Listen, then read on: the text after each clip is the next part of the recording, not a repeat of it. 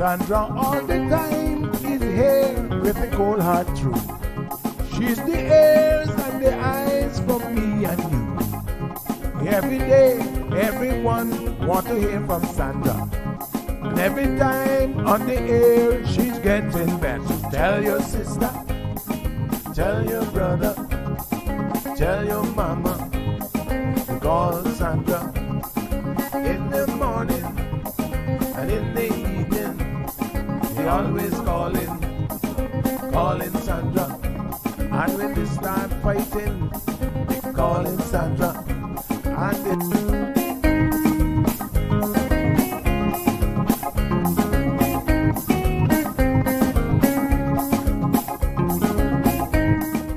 And That's right, folks. Everyone is telling their mama about the cold hard truth.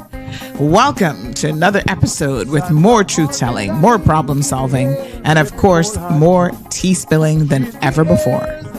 Sit back, students, grab your tea and turn up the volume because class is now in session. Call in at 936-2626 because your voice matters. Share your opinion on issues that matter the most to you.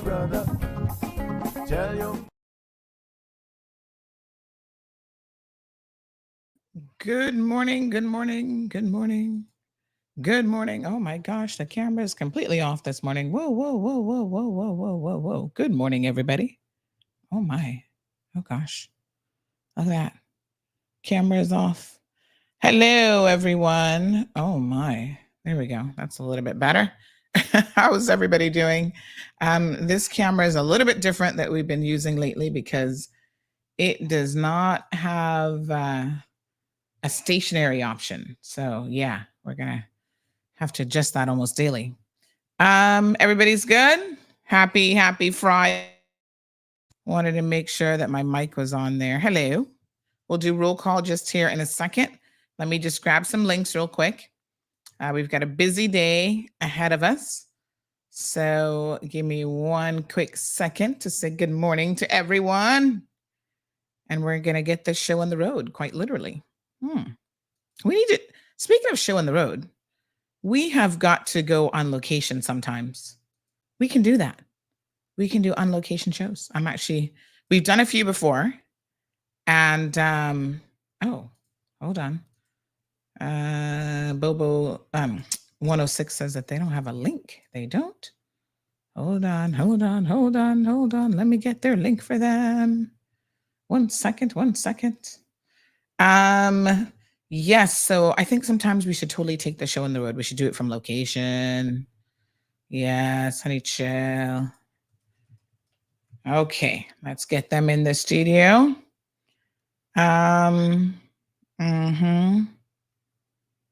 Yep. All right. We're gonna do our little bit here with 106.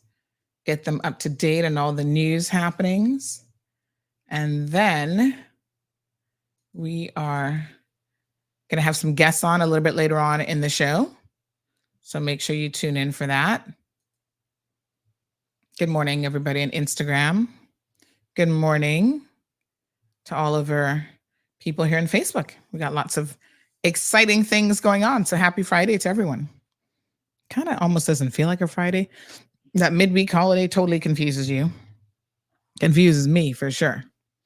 So I got my Christmas lotion. It's like halfway done. I got to get some more of this stuff. This stuff is awesome. Lalicious, it's called the oil. Gonna go check it out on Amazon here this morning. Let me see. Did I order any already? Sometimes I throw stuff in the cart and then I can't remember. Let me check it out.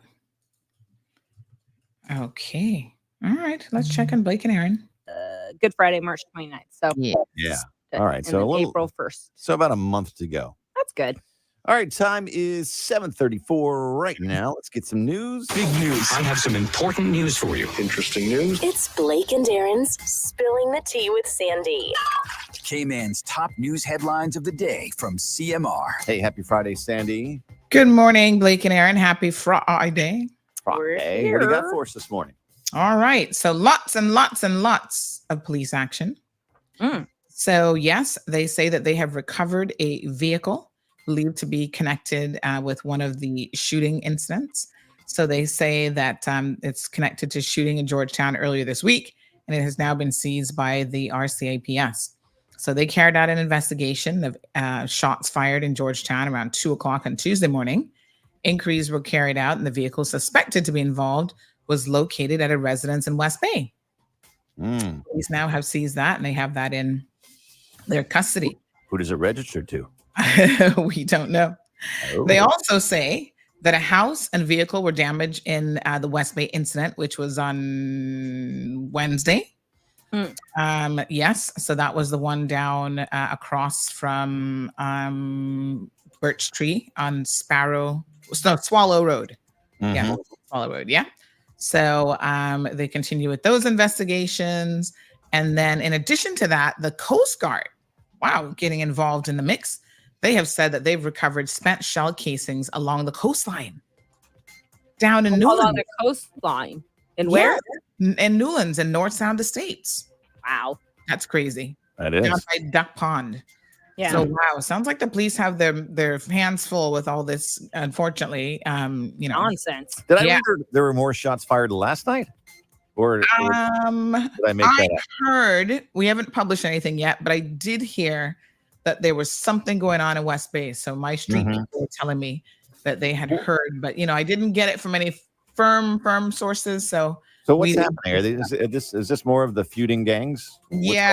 I guess they call themselves that, but yes, tit for tat for sure. Yeah. Pretty crazy. Let's just hope no one gets caught in their crossfire.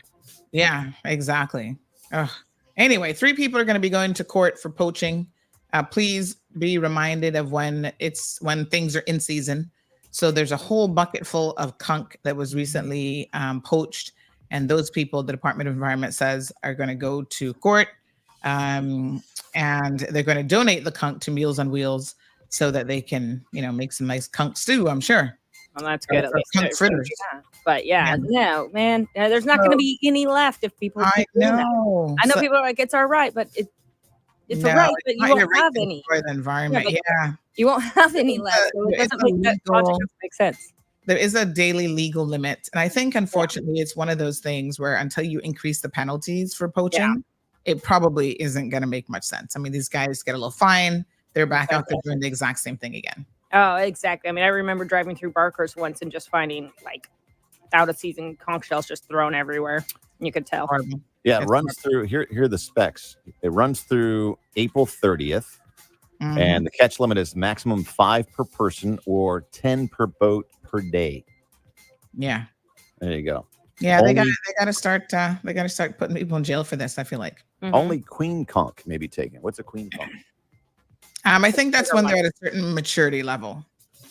So, I'm not really. I've never gone harvesting for conch, so I have no clue, to be honest. Yeah, I did once, but people once. on the boat told us what to do and what we could get, and it made fresh ceviche right there. Ooh, it was delicious. Lovely. Yeah. I mean, I'll eat it, but I don't know nothing about really collecting it. So please collect it in your belly. Exactly. Just a quick reminder, the Alex Panton Foundation is having their annual Youth Mental Health Symposium tomorrow. It's called Building Bridges, 10 to 4. So please check it out. You can still register. And the event will be held at the Ritz-Carlton. We're actually going to have them on the program this morning. And one final story. Free, by the way. Yeah, it's free. Yeah, I mean, it's a great event. Fantastic. Yeah, it really is. So listen, one final story. This isn't really a feel-good story for me. But anyway, some people think it's funny. The Minister of Culture, did you guys see him? No. Okay, so he went to the Bob Marley premiere of the new Bob Marley biopic, and guess what he dressed up as? Bob Marley? A Rasta man. I don't know if that was really Bob Marley, but he did his whole Rasta wig and his whole big One Love gold thing. I don't know what that was supposed to be. I'm actually kind of insulted by this, but anyway, he puts on this wig, and at least he had the audience laughing, which seems to be his thing in life. He wants to be a comedian, I think. This is the same minister during COVID who was trying to speak in tongues or whatever he was doing. So there he is. I don't know if you guys can see that, but there he is with his dreadlocks and Rasta hat and his One Love sign, red shoes to boot. So we're going to talk about this a little bit this morning because I think it's kind of interesting. The question being, can people culturally appropriate even within like subcultures? Hey, Does that I make think sense? there's real problems out there in the world. Is my take. Yeah. I mean, he's got a lot more that he could be focused on. Believe me, you. Anyway, those are your news headlines this morning. All right. Thank you, Sandy. Have a good weekend. All right, guys, take care. By the way, Bye. a shout out. All right, everybody, we're going to get this show on the road here. Just a quick second. I see my guy calling me. Let me see what's going on. Got to remind him I'm on air. Honey, chill. Let me just grab the links while we are waiting. Kevin, hey, morning. Yeah. Okay. Where's Miss Stacy? Okay.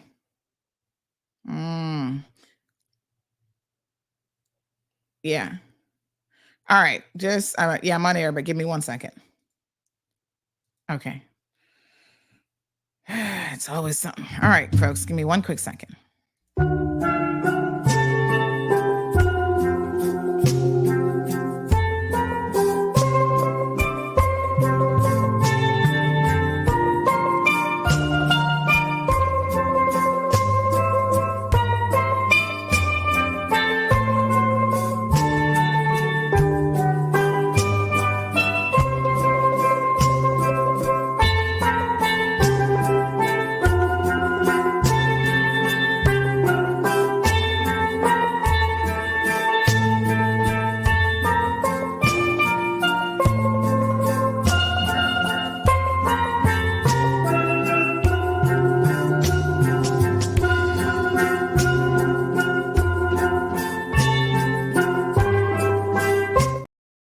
Folks, my apologies.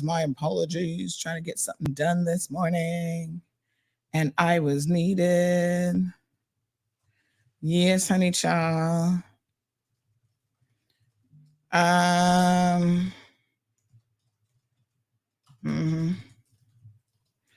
Okay. All right. So okay. Yes, indeed. Okay. All right. So let me send out the links to everyone. So we get people on our WhatsApp news group who sit back and they know where we're at. They know how to find us, but they just wait till I send the link, and then makes their life easy because then they can just click on the link. So I'm going to do that now for everybody on the WhatsApp. If you want to join the WhatsApp news group, please just send me. You got to send me your name though, because I have to save you in order to add you to a notification list. Can't add you without it. Okay. Everybody good? Roll call. Hold on. Let me see here now. So we've got live and direct. Rough Seas, Shaka Zulu, Miss Vernita. Irvelin is here. Damaris. Yes, Shaka Zulu. Good morning and happy Friday. Kia Ora from New Zealand. Hello, Tracy. Miss Olivia's in the house. Sherry Ann. Hello. Good morning, darling. Andy's joining us from La Ceiba. ¿Cómo estás? Gina's in the house. Miss Gina. Patricia Blake is here saying good morning and happy Friday to everyone. Thank you. KK is here. Says, so who was the immigrant that the government gained access to? Who was the immigrant that the government gained access to? What immigrant? Oh, for Chow, honey, chow. We got to talk about it this morning. Siobhan, good morning. Sophia, good morning. Inspiring. Everybody, good morning. Listen, we got guests coming on from the Alex Panton Foundation. And you know, when our guests come on, we like to be on our best behavior. We like to be nice. Y'all know that's why Jonathan got blocked, right? Because we had guests on and he kept trolling guests. And I'm like, listen, you can't be doing that.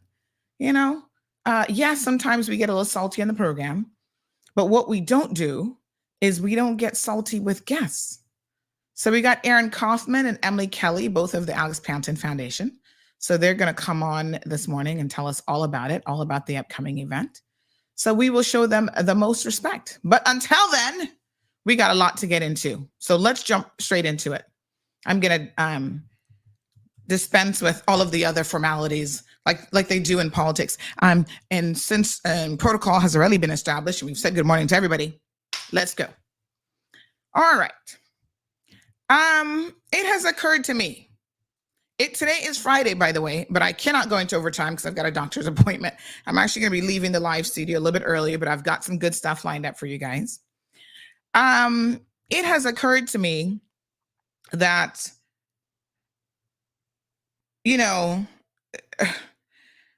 listen, the good Lord in the common sense department did not dole out everybody in equal measure. That much is certain. Some of us, I see y'all in social media, and I figure, okay, God gave you more in the looks department because, honey child, you are a pretty little girl. You are pretty.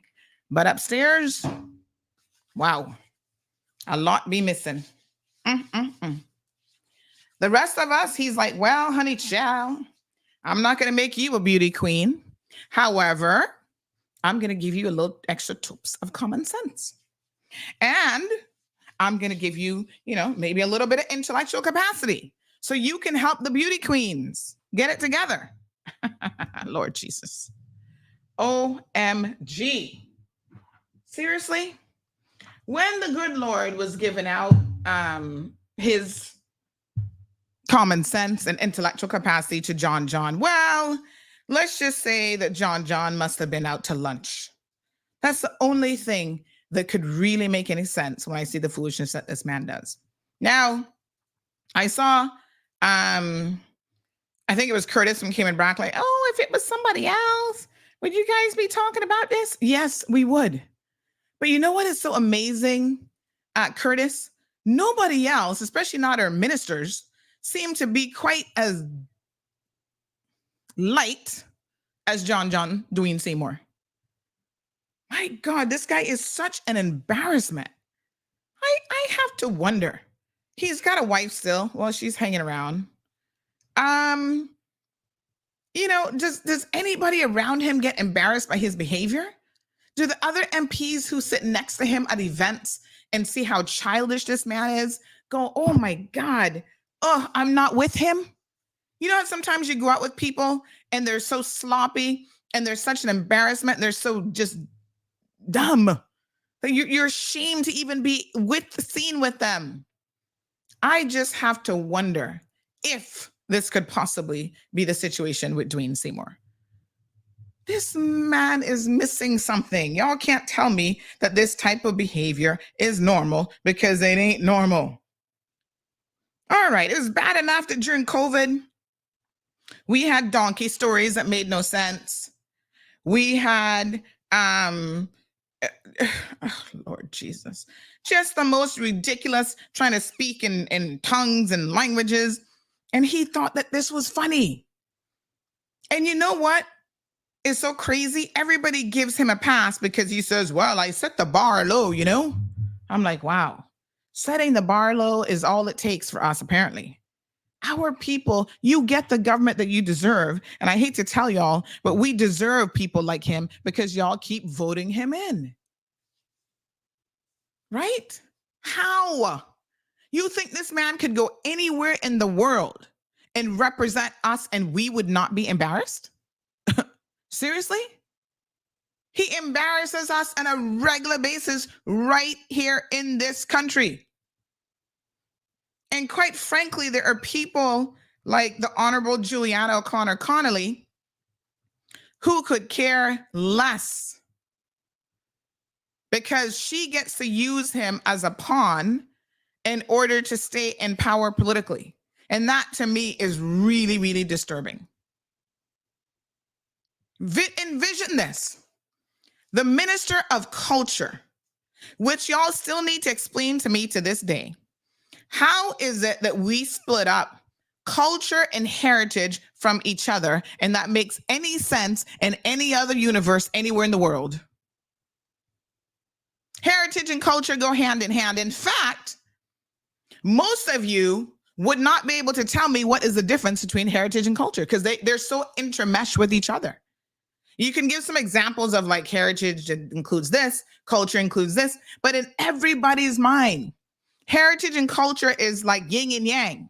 It's like ebony and ivory. On the keyboard, ebony can't do nothing. The white keys can't do nothing. And the black keys can't do nothing without each other. Yeah. It's like milk and cookies for Santa. Santa would choke if he only had the cookies. Give the man his milk. Some things just cohesively go together, and that includes heritage and culture. So this government, to appease John, and I honestly believe that it is a straight up conflict of interest. They have given this man culture, knowing that he's in the business of being a promoter. You see the conflict of interest? It should never be. This is why when you become an MP, you should have nothing to do with your businesses that you had before. But instead, this government is always commingling it. Oh, they're going to give him Minister of Labor and Pensions. Meanwhile, he's the biggest, one of the biggest people out there owing people money. Not paying pensions, not paying insurance during COVID. Somebody reminded me about his moon story, which was utterly confusing. I don't know what was worse, the moon one or the donkey one, probably the donkey one. So, this man is just an embarrassment all the way around. So last night I was at home minding my own business, because I know y'all always be like, you need to mind your own business. I be minding my business and the information still comes to me. So there I am minding my own business, and here comes this jackass of a first-rate caliber. Okay? Somebody sent me the first picture, and I was like, oh, Lord Jesus, why? I was hoping to have a peaceful night. Why y'all don't leave me alone? What is wrong with this man?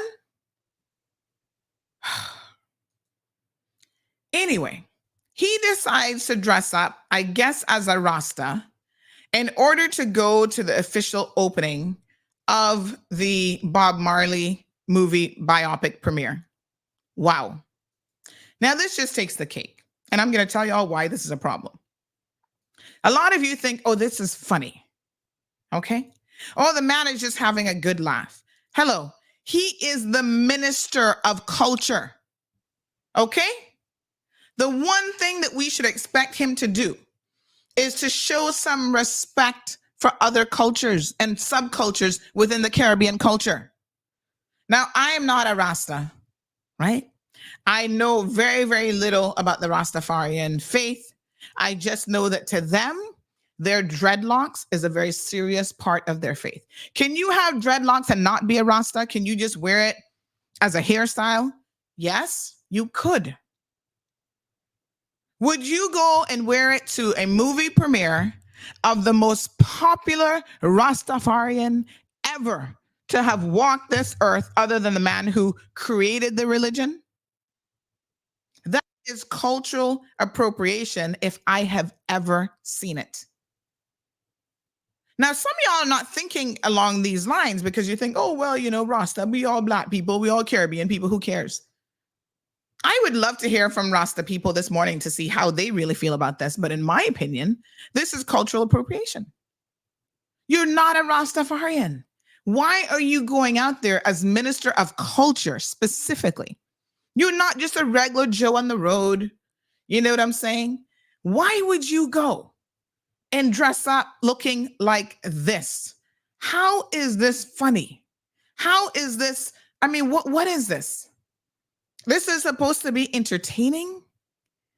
To me, this movie premiere is not about you. It's not about garnishing attention for you.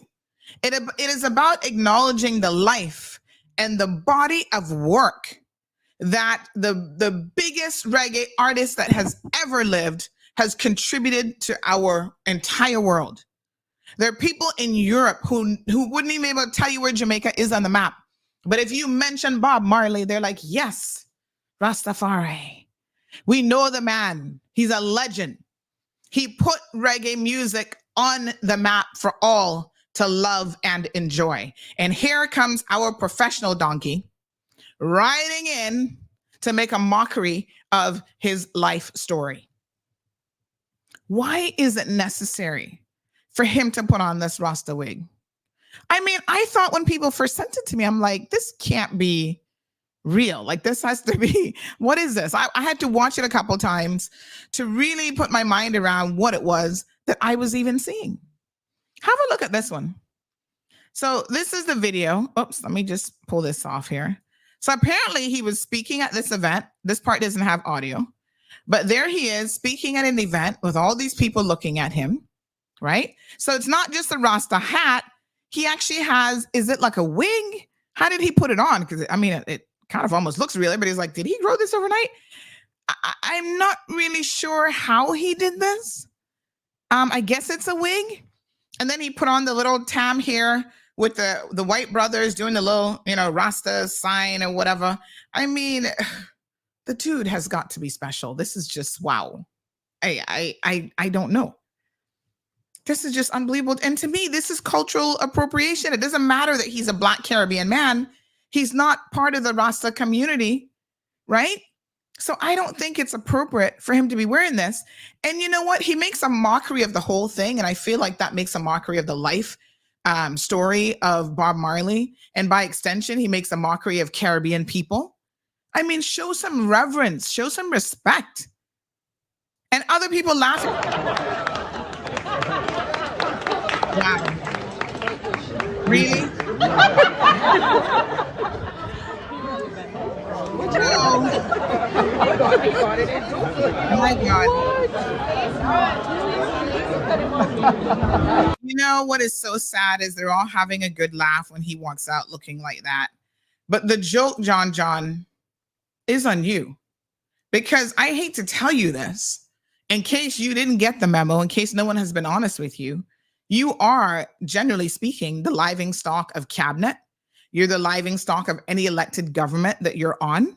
You're the laughing stock, my apologies, of, these other ministers, they might, he up in your face, but behind your back, they're like, boy, the man kind of late still. He's a little bit daft. You're the laughing stock of the civil servants because you don't show up to work. You've yet to go in the government building, talking about you're allergic to the building. All of these antics are just so unprofessional for someone who is supposed to be a government minister. I want to bring that point home because this isn't just your average Joe. This isn't just somebody who, is out there who is a comedian. If you want to be a comedian, if you want to make people laugh, it was like during COVID. I'm like, dude, if you want to be a minister, obviously not minister of health. If you want to be a minister, by all means, go and become a religious minister. There's money in that too, and there's a lot that you can certainly do there. But this to me is just like, wow. I was just blown away by his, once again, lack of appreciation of anything that, should be revered. So cultural appropriation, a lot of you don't seem to know what it means. It's the adoption of certain language, behavior, clothing, or tradition belonging to a minority culture or social group by a dominant culture or group in a way that is exploitive, disrespectful, or stereotypical. Wow. That's your minister of culture for you. Minister of culture. Anyway, I don't know. Gary says he's prepping for legalization. I mean, it's just, it's a clown show always with this guy. Even on Tuesday, they had the renaming of the Georgetown Primary School to Miss Marie. What's her last name again? Miss Marie. You guys know Miss Marie School. And so somebody was saying to me yesterday that, Sandy, you had to see how the man was acting. At the renaming of the school. Apparently they were by the sign taking pictures and the tree was in the way and he just decides to break the branch off the tree. I mean, my God, what on earth? Here the rest of us are trying to preserve trees and trying to, grow trees and show our kids that the trees are helpful to the environment and they give us oxygen and they're necessary for our survival. And this man, because he wants a picture opportunity and the branch happens to be in the way, he's just going to break the tree branch off. My God. Good morning, Miss Morna. KK says it's not funny at all. The same people who laugh with him is just as silly as him, immature act. You know what, KK? I think they are laughing at him and not with him. Believe me, when I tell you. I mean, you saw, for example, Mr. What's his name there from government? Mr.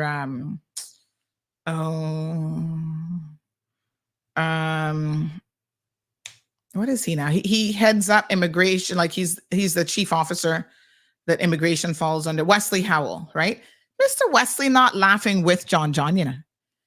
They're laughing at John. And this to me is what is even more embarrassing, because let's be honest, a lot of us have worked really, really hard to get people to take us seriously in the Caribbean, especially about Caribbean culture, right? And if we can't be respectful to each other's culture and respectful to each other's subcultures, what do we expect the outsider is going to do? Alejandro says, good thing I'm not an MP. Well, it probably is a good thing, Alejandro, because the truth of the matter is, if you don't know how to behave yourself, you should never become an MP. There's a certain degree of protocol and behavior, professionalism that is expected of you. It's not a free for all. When you take on a certain position, the position comes with responsibility. So Jordan on Instagram says it's really not that serious. Having fun and people were generally having a laugh, which is okay. Ain't nothing wrong with wearing a Rasta wig to represent. Really? My God. We got a lot of work to do. We have a lot of work to do.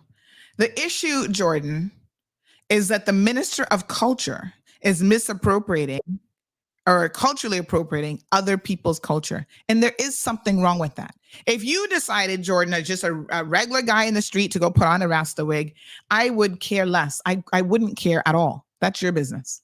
Yeah?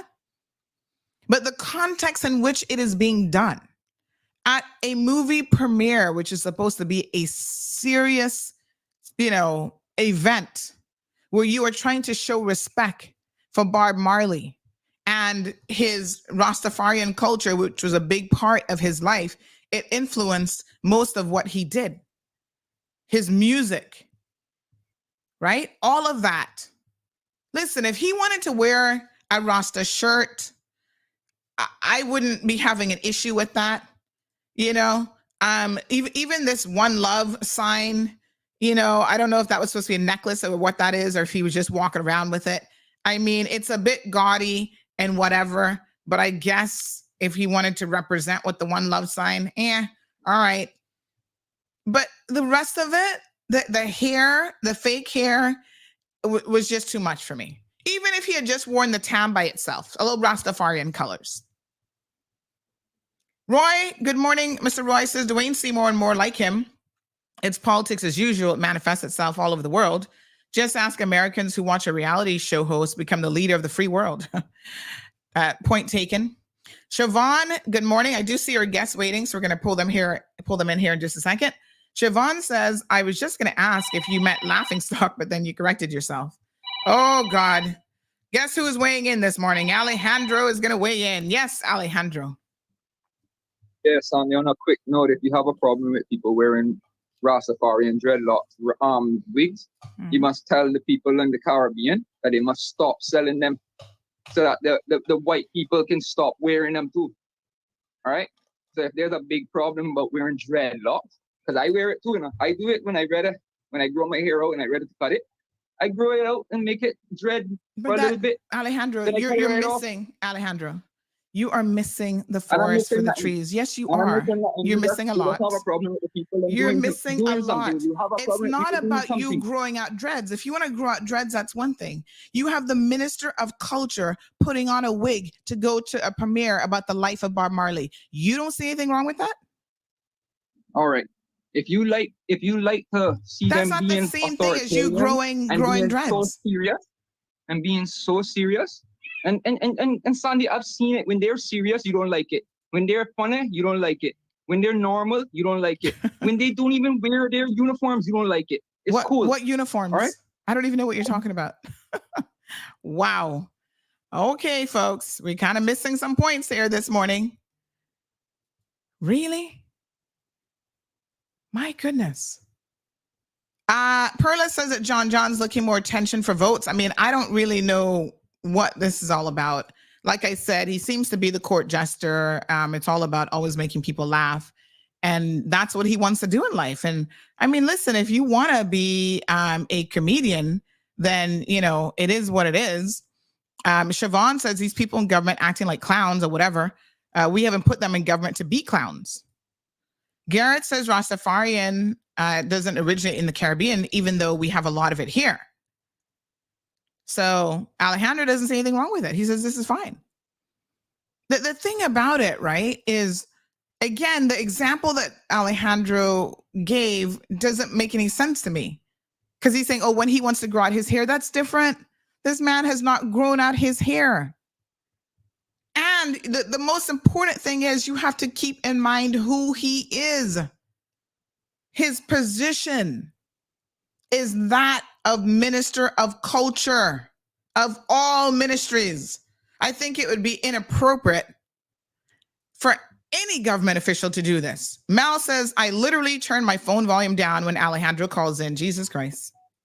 But Dacia says, I totally agree with Alejandro. What a mess. Janae, good morning. Mr. Roy says it's like wearing blackface to the opening of a Ray Charles biopic, right? Even if you were a lighter skinned person of color and you decided to wear blackface, as Mr. Roy rightfully said, that would be the most inappropriate thing that you could do. I do not believe that that would be appropriate in any way, shape, or form. And if you were some cultural minister, that would be even worse because you should know better. There's a certain responsibility. Alejandro talks about the fact that, we're holding these guys accountable. Well, heaven forbid that we should hold our elected officials accountable who are making in excess of $12,000 a month. Of course, we need to hold them accountable. That's our money that's being flushed down the drain when they sit there and can't even do a job.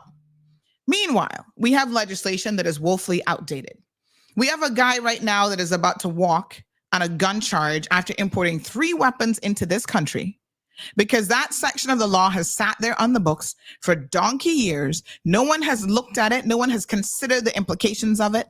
And now they found this convenient loophole and he is going to walk right out of that courthouse scot-free. Okay?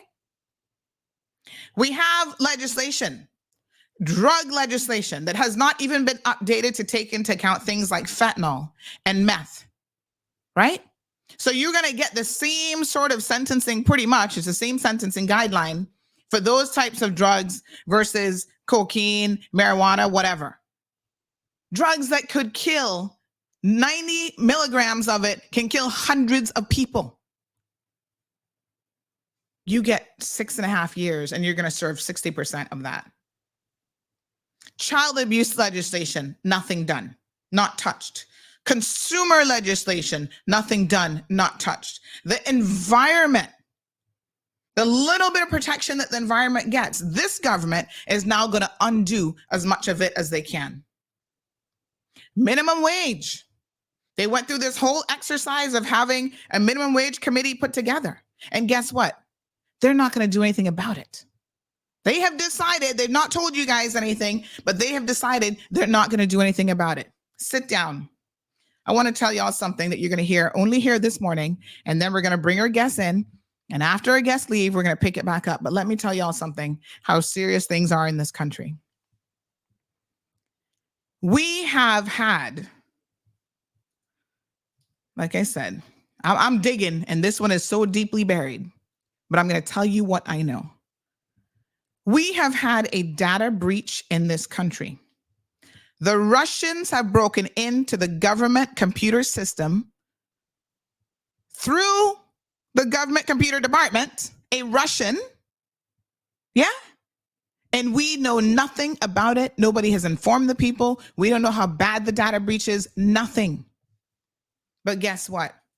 They are bringing in experts from overseas, ethical hackers from overseas to try and figure it out and to try to fix it. How much of our information might be at risk now because of this? E-government. I'm all for e-government. I'm all for e-services. But when the systems are slack where the Russians can get in, we got a problem. Guess what? They're not telling you guys any of this information. Why? Because they're out there being clowns, putting on hats and wigs to distract you from the real business of this country. Being a government minister is serious business. Let me pause the brakes there. Y'all sip on that tea for a second. We're going to come back to it.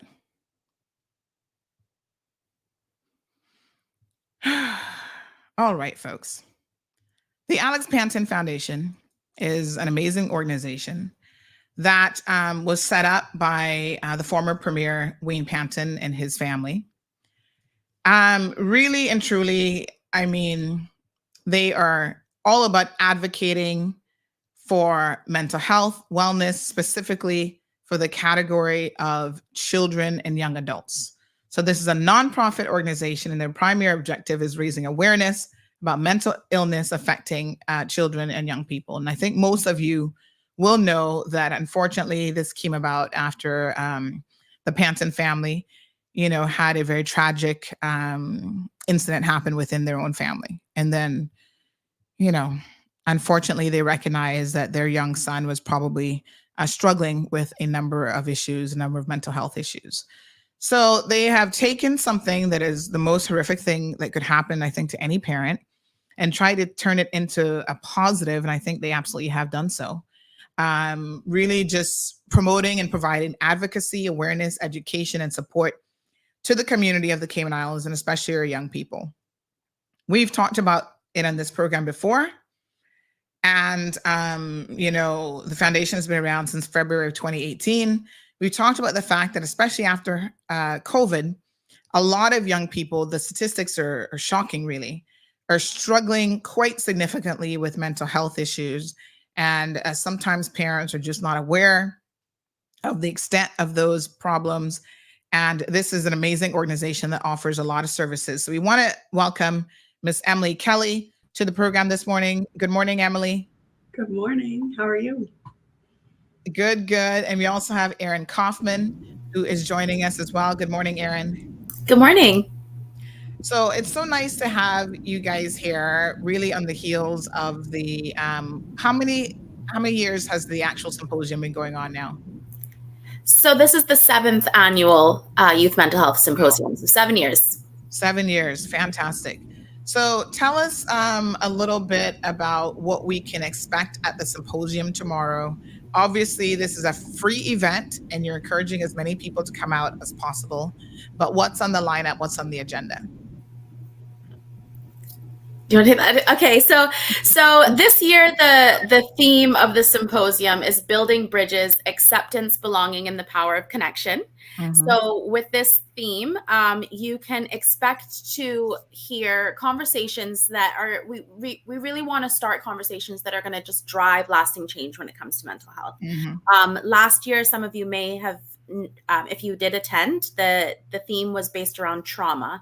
And that was really important coming out of something as significant as the pandemic. We had statistics to present on youth mental health locally, having worked with the National Drug Council in that regard, with their student survey.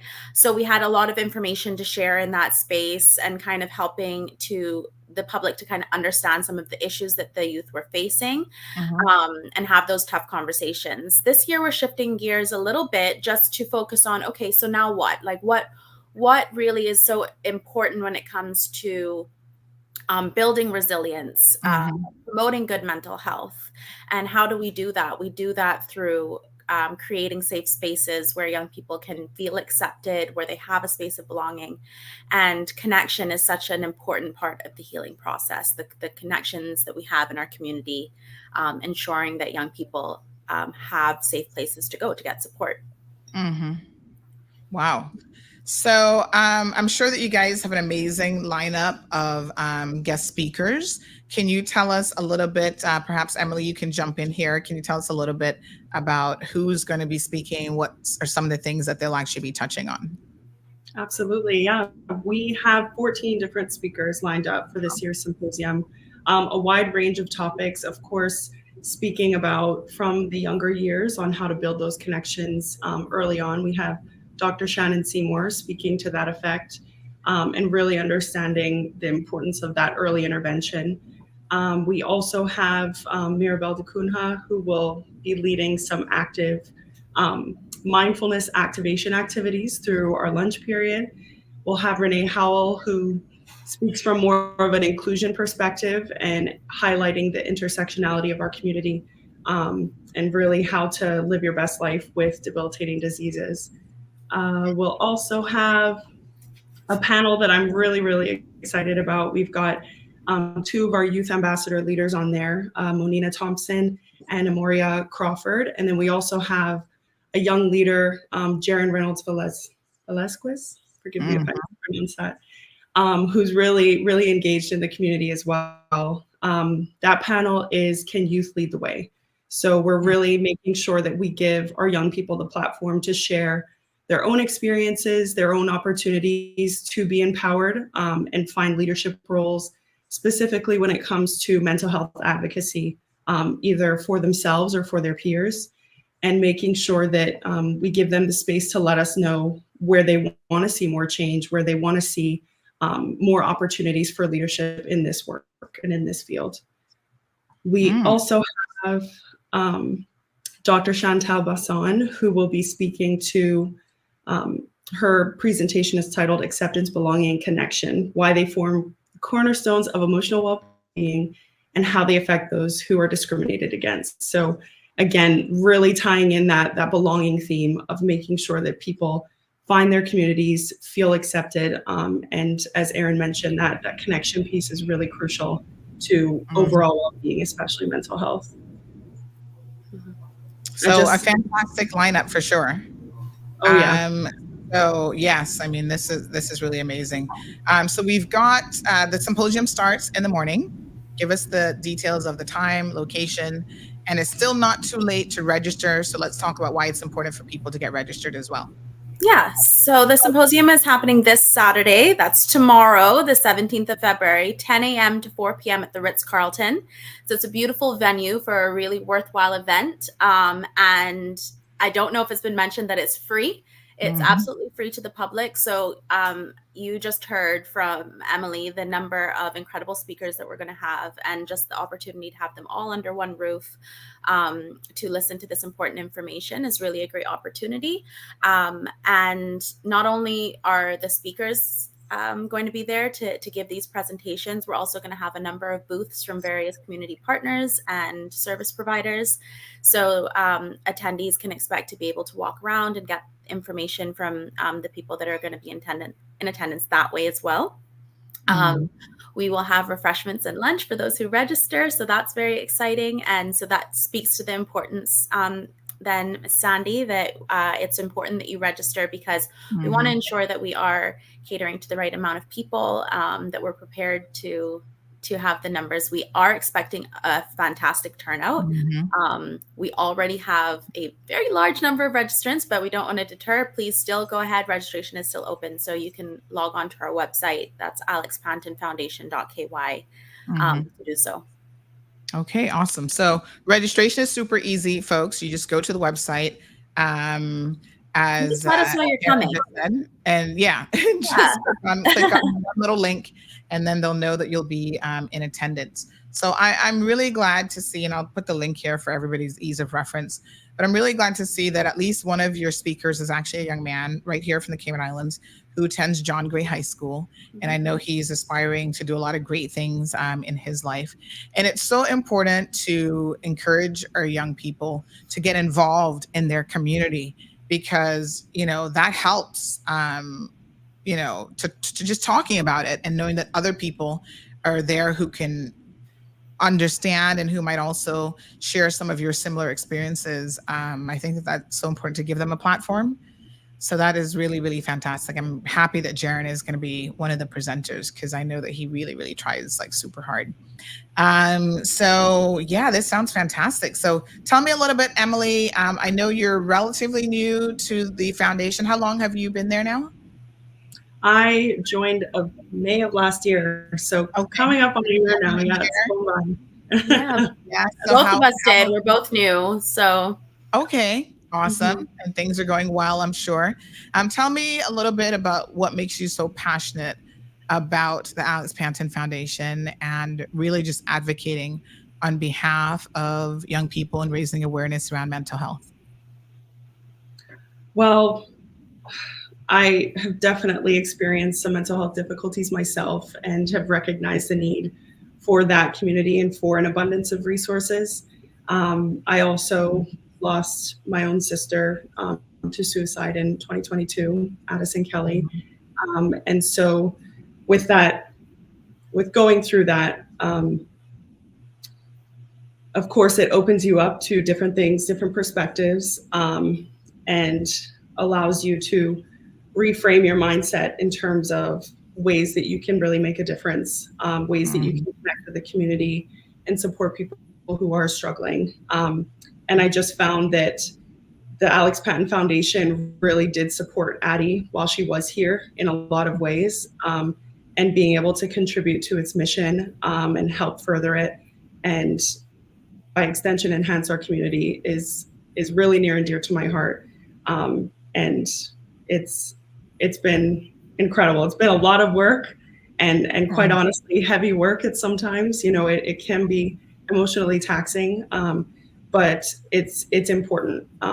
You know, it's important that we care for ourselves, and then we get right back to work to make sure that our community feels supported and empowered to advocate for themselves as well as each other, especially our young people. Mm-hmm. Yeah, amazing. Erin, what about you? Where's your passion come from for the foundation and for mental health, especially when it comes to young people? Yeah, I mean, I've just always had a passion for working with youth. I've always enjoyed working with young people. My previous jobs have allowed me the opportunity to do that, and in several of them having the opportunity to have a lot of actual client-facing work and working with members of our community. I think that it's really easy, especially here in our paradise of Cayman, to be I like to refer to it as innocently ignorant, but if you don't work in the space, if you don't have the opportunity to interact with young people, or perhaps maybe you don't have children yourself, I think it's really easy to not understand like some of the true challenges that our families and young people are facing here. And so once you have the opportunity to know that that's there, like it really does just drive you, like you've got to do something and you want to be a part of making that difference. So when an opportunity arises to work with the Alex Panton Foundation, I mean, they are already doing incredible work. It's a nonprofit that has grown so significantly. I think it speaks to the fact that we now have 3 full-time staff members working for, a nonprofit. That's a big team, along with our incredible board of directors and executive committee. So it's been a fantastic opportunity to contribute to the mission of the foundation. I think it's so clear that the community sees the need and has been so supportive of everything that we've done since we've been involved. And I know that it's continuing to grow. So yeah, I'm so proud to be contributing and making a difference to the community. My own family has a pretty strong background of working in community spaces in various ways. So yeah, I'm just proud to be a part of the team. Yeah, thank you so much. Michelle says, great job, Emily and Erin. Vicky Michelle says, is our other full-time staff member. So shout out to Michelle. Love Michelle. Vicky says, my sweet Emily. Vicky says, my sweet Emily, a beautiful young lady. We also have people on WhatsApp saying amazing, beautiful young ladies. And they are just so impressed with the work that you guys are doing as part of the Alex Panton Foundation. So, of course, we have to acknowledge the founders of this, Jane and Mr. Wayne Panton, for seeing the need for a foundation such as the Alex Panton Foundation, and then actually setting this up. So, I just want to review the sort of 4 primary objectives of this foundation. If you've never heard of them, reach out. I'm sure they could always use volunteers and as many hands on deck as possible. So goal number 1 is to provide hope and raise awareness of behavioral health issues affecting the youth of Cayman. Number 2, mitigate the stigma associated with mental health issues through education and awareness. And number 3, influence the development of public policy to better the lives of affected persons in a social and employment context, and to expand healthcare coverage for mental illness. And finally, number 4, to provide support and education to those affected by mental illness, their family, friends, teachers, classmates, and the general populace as to how to treat affected persons. So again, some amazing goals there.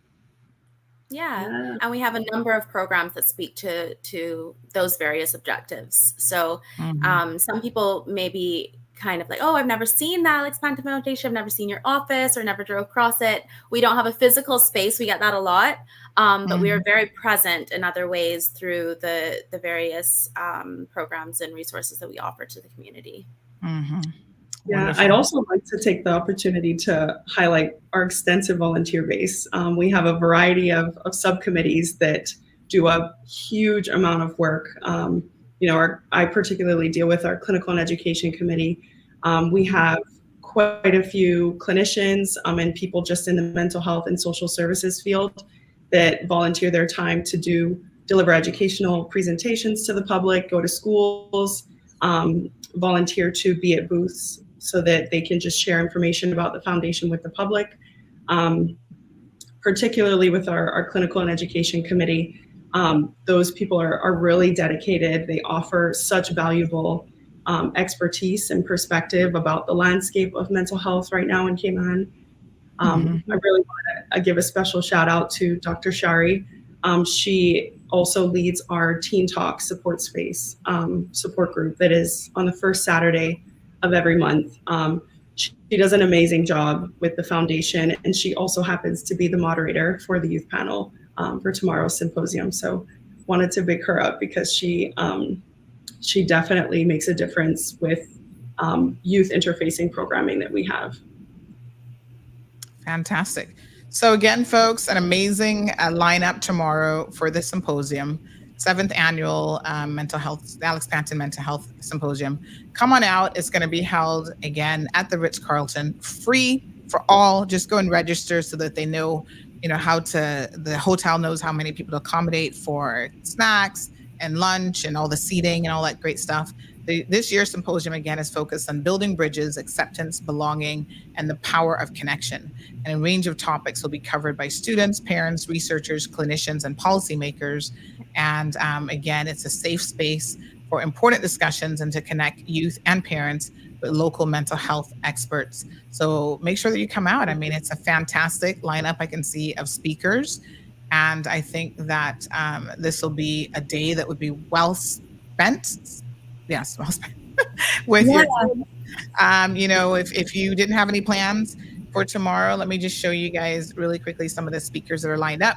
But if you didn't have any plans, go ahead and get those plans, grab your kids and bring them out so that they can enjoy this amazing day that I'm sure they're going to learn. And, it's always an emotional day, but it is definitely well worth it. So again, thank you, ladies, so much for coming on the program. Yeah, thank you so much for having us. Can I just say as well, like some people may be thinking that, obviously we'd love for you to come for the whole day, but the agenda is also available on our website. So you can, you've referenced all of the speakers and presentations that we're going to have. So you can go online and see the various talks so that if you're really curious about a particular topic, you can ensure that you're there for that time. And somebody even just said to me yesterday, I'm not so sure. I've never really attended something like this. And, just come and listen if, take the opportunity to walk away learning something new. Yeah, absolutely. Yeah, no pressure. Just show up and enjoy. Absolutely. Thank you. Yeah, well, thank you so much, Emily, Kelly. Let us know your positions at the Alex Panton Foundation as well. Emily, what is your role there? I am the program manager. Okay. Sorry. And Erin? I am the administrative manager. Okay, awesome. And if people need to reach out, you're on social media, you've got your website, those are the best ways to reach out to you guys. Yep, we're on Instagram, Facebook. We have a website, alexpantonfoundation.ky, and we're also on Instagram and Facebook at Alex Panton Foundation. Yeah, want to highlight our YouTube channel as well, because our YouTube channel has some videos from last year's symposium if anyone is interested on a little bit of the comparison between the years. So like Erin mentioned earlier, last year was a heavy focus on let's talk about trauma. Let's bring things to the light and have important discussions. And then it'll be helpful to hear some of that content as you head into tomorrow's symposium, where it's much more uplifting and solution oriented. We're excited. Beautiful. All right, Miss Lucille say that she's feeling a lot of pride listening on here today. How many is going to step out for it? A lot of mental health patients. Is there not something enough to, oh gosh, Miss Lucille, I'm missing something there. But anyway, I'm completely supportive. And then Miss Jackie says, thank you, ladies. This is awesome news. And again, everyone is just saying that they're so proud of you guys. Two beautiful young ladies doing a wonderful job, says this person. I pray for those who have mental health. It's very hard, as I had a cousin with it, and she was a wonderful person when she wasn't sick. But when it hit her, she would do all sorts of things. I barely got any sleep. She was older than me and could be my mother. And we all took care of her until she passed away. And it really hurt so much. Yeah. Yeah. And another person who works with families in the community says that Alex Panton Foundation has been a game changer in our field. So please take that back to your board to let them know. Yeah, thank you. I mean, I just also want to add, just we all have mental health. Mental health is not something you have or you don't. We all have mental health in the same way that we have our physical health. And so we all need to take care of our mental health in the same way that we go to the gym or make good, healthy choices of what we eat, etc. Some of us just have more challenges or illnesses when it comes to our mental health. Yeah. So, don't be afraid to talk about your mental health in both positive and in the challenges that you may have. Absolutely. And Pat says this is a very important subject for us all. Please make an effort to attend. Absolutely, folks. Thank you to Miss Emily and Miss Erin and the entire organizers behind this event. I know it takes a lot to put on an event like this. So all hands, no doubt, were on deck. Again, it's the 7th annual Youth Mental Health Symposium. The Alex Panton Foundation, Building Bridges, Acceptance, Belonging, and the Power of Connection. So go on out tomorrow, register online, really quick and easy to do, and then step out tomorrow. Even if you just go for a couple hours, you catch one or two speakers, it is something that will undoubtedly fill you to the brim. So again, Jackie, we did post the website, but we will do it again for everyone, and I will share the links to all of my people on WhatsApp, and then you share the links, and then they'll have a full house tomorrow. Yeah, that sounds great. It's location, Ritz-Carlton. I'm not sure if we mentioned that. It's at the Ritz-Carlton. We said at the very beginning, but we should say it again just to make sure. Yeah, beautiful venue. Awesome. All right, ladies, thank you very, very much. Thanks so much. Thank you so much for having us. Enjoy the rest of your Friday, and we'll see you tomorrow. All right, folks. So again, I'm going to send out those links to everyone. We can't stress enough the importance of mental health, as the young lady said, Erin, that we all have it. Sometimes we're in a better space than others, and people have challenges, but we want to ensure that. And you know what? Don't show up. Listen, if you're not in a space right now where you're having any challenges, don't feel like the only reason you need to go to this symposium is because you're having challenges, right? Go because it's a wonderful opportunity to hear these amazing guest speakers, to learn something. I'm a parent, so I'm always interested in what's going on with our youth and our young people. Like I said, post-COVID, the going through this global pandemic was hard on all of us. but it was particularly difficult on our children. And so they have suffered, I think, more than anybody else. And we have to acknowledge their suffering and acknowledge that the rates of everything related to youth mental health has increased, suicides, people with, depression and other issues. So let's be supportive of the community and just go out to this absolutely amazing event. All right, folks, let's take a quick commercial break, and then we're going to switch gears and get back to talking about some of the other interesting things that are happening in our community. It's 13th of April at Festival Green, Camana Bay. Get ready to experience the culinary capital of the Caribbean. To support local restaurants. To celebrate Cayman heritage. To feel the rhythm and dance the night away with family and friends. Get ready to taste. Get your tickets online now. Visit tasteofcayman.org. All right, folks, that's making me hungry this morning. I'm hungry. Listen, I think this issue, a few of you were sending me comments during the last segment there, and I'll share some of those with our listeners. This person says, "Good morning. I think knowing his mental health, he didn't realize what he was doing. He thought it was the premiere of the Planet of the Apes." Okay. Then they called him a little name there. You can read it for yourself.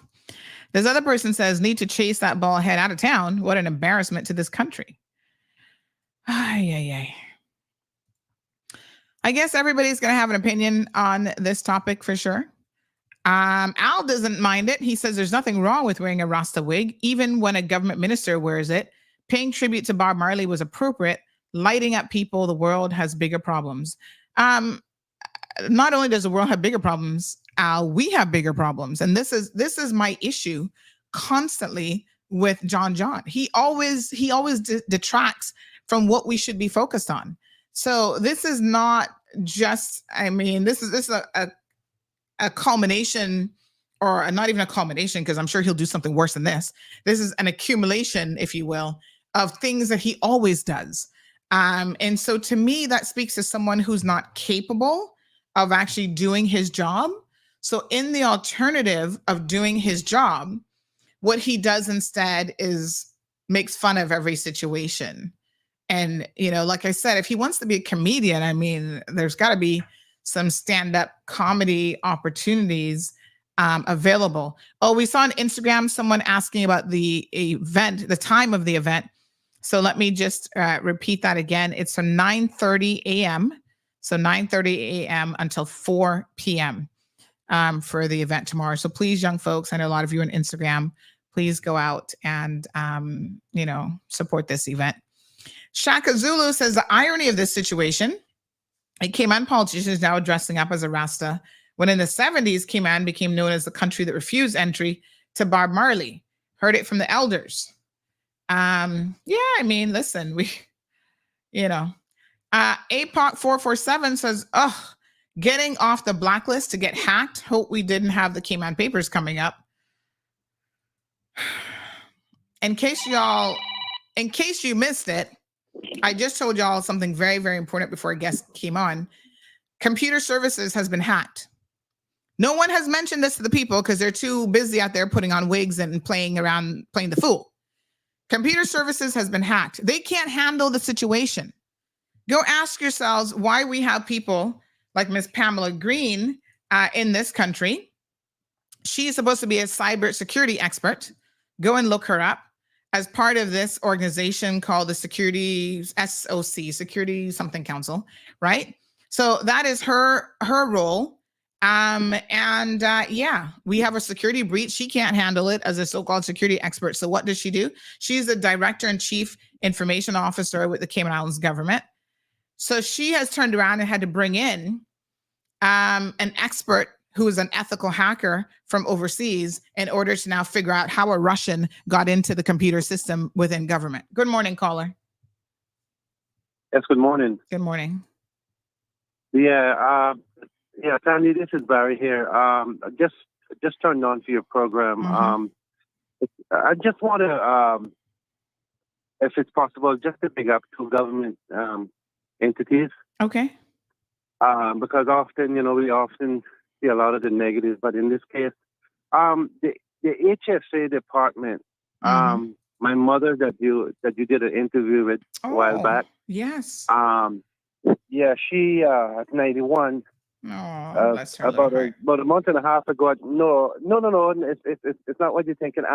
She fell and broke her right hip in two places, and I just want to commend the just want to thank the HSA, in particular the surgical department.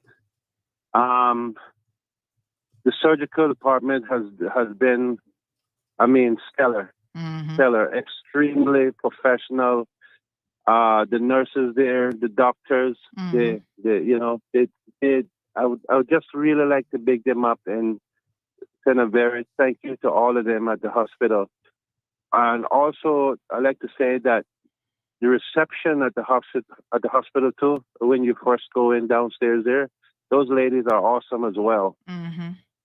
That's one department. The credit union department. I like to say I like a lot of the new changes. I like a lot of the in particular, two people comes to mind.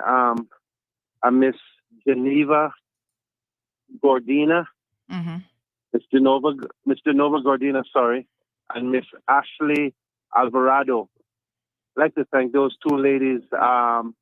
We had a situation and they were very professional and assisted me and another family member. They were very professional in helping us out. Those two departments, I like to say, HSA and the credit union. I like to extend a very thank you to both of them. Okay. Sorry to interrupt your show, but I think we need to praise the good. Yes, absolutely. Because we often criticize the smallest little things. So thank you for allowing me this time. And please Thank tell you your so much. mother I said hello for me. I will. And All she's right. recovering very good, by the way. Good. Thank you so much. So good to hear. Bye-bye. Yes, it was such a pleasure to interview her for Cayman Voices. I find that a lot of her elderly people don't like to talk about themselves. Well, they see it as talking about themselves. I see it as, sharing. And sometimes they're a bit reserved because no one ever told them that they're amazing and the things that they have done with as little as they had, raising children, like our friend here, to be productive members of our community. Oftentimes they had to do it with their own challenges. Some of them had mental health challenges and they didn't have the resources available to them. They kind of just had to push through as best as they could. A lot had financial, they know a thing or two about poverty and about having to make do with what you had. And so, they still managed to raise an amazing generation of Caymanians and who were resilient and who have really built the foundation upon which we stand today in this country. And so we have to acknowledge our seniors for what they've done, the men that went to sea, sometimes even the women that went to sea with them, and the women that stayed back and held families together. And really, made this country work in some of the most difficult times of our history. So thank you, Barry, for calling in. And thank your mom again for doing that interview with me. I find that once they get started talking, they really start to open up. And it's just so amazing to have them share their stories as part of Cayman Voices. So we're trying to secure a few people. I've got 2 people currently that somebody else is helping me work on that are both over 100 years old, but they can still talk and they still know what's going on. So I want to hurry up and grab them for a Cayman Voices show. But please, if you've got a family member, an aunt, a mom, anybody that would be, willing to speak to us as part of our Cayman Voices series, please reach out and I'm happy to interview them. Shaka Zulu says, at Al, Bobo, with all due respect, think about the Cayman politicians. Think about what the Cayman politicians did to Rastas in the 60s and 70s. And now we're celebrating the Rasta culture without providing an apology of sorts. You know what? Listen to me. I didn't see this as a celebration of the culture. And maybe that's where our opinions will diverge, because I saw this as a mockery of the culture. So that's the difference for me. And that is why I say that it's actually cultural appropriation.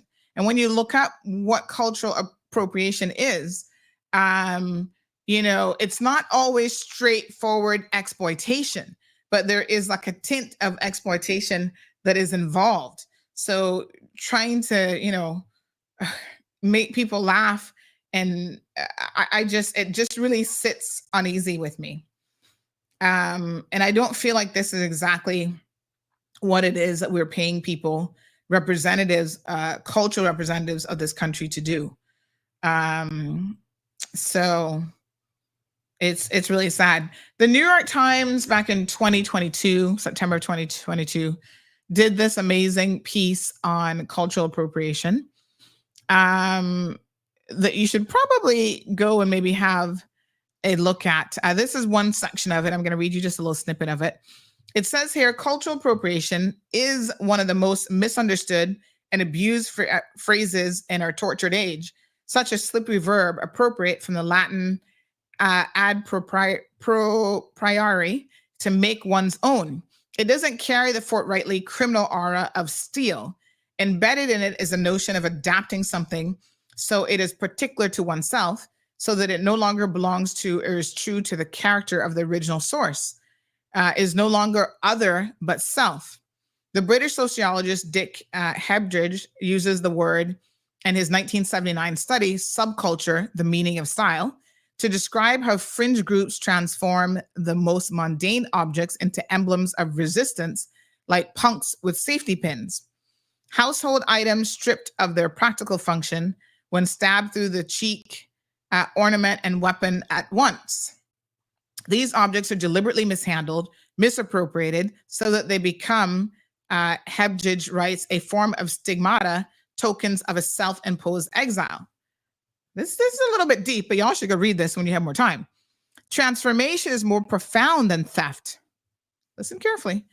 Transformation is more profound than theft, which can make appropriation a useful tool for outsiders.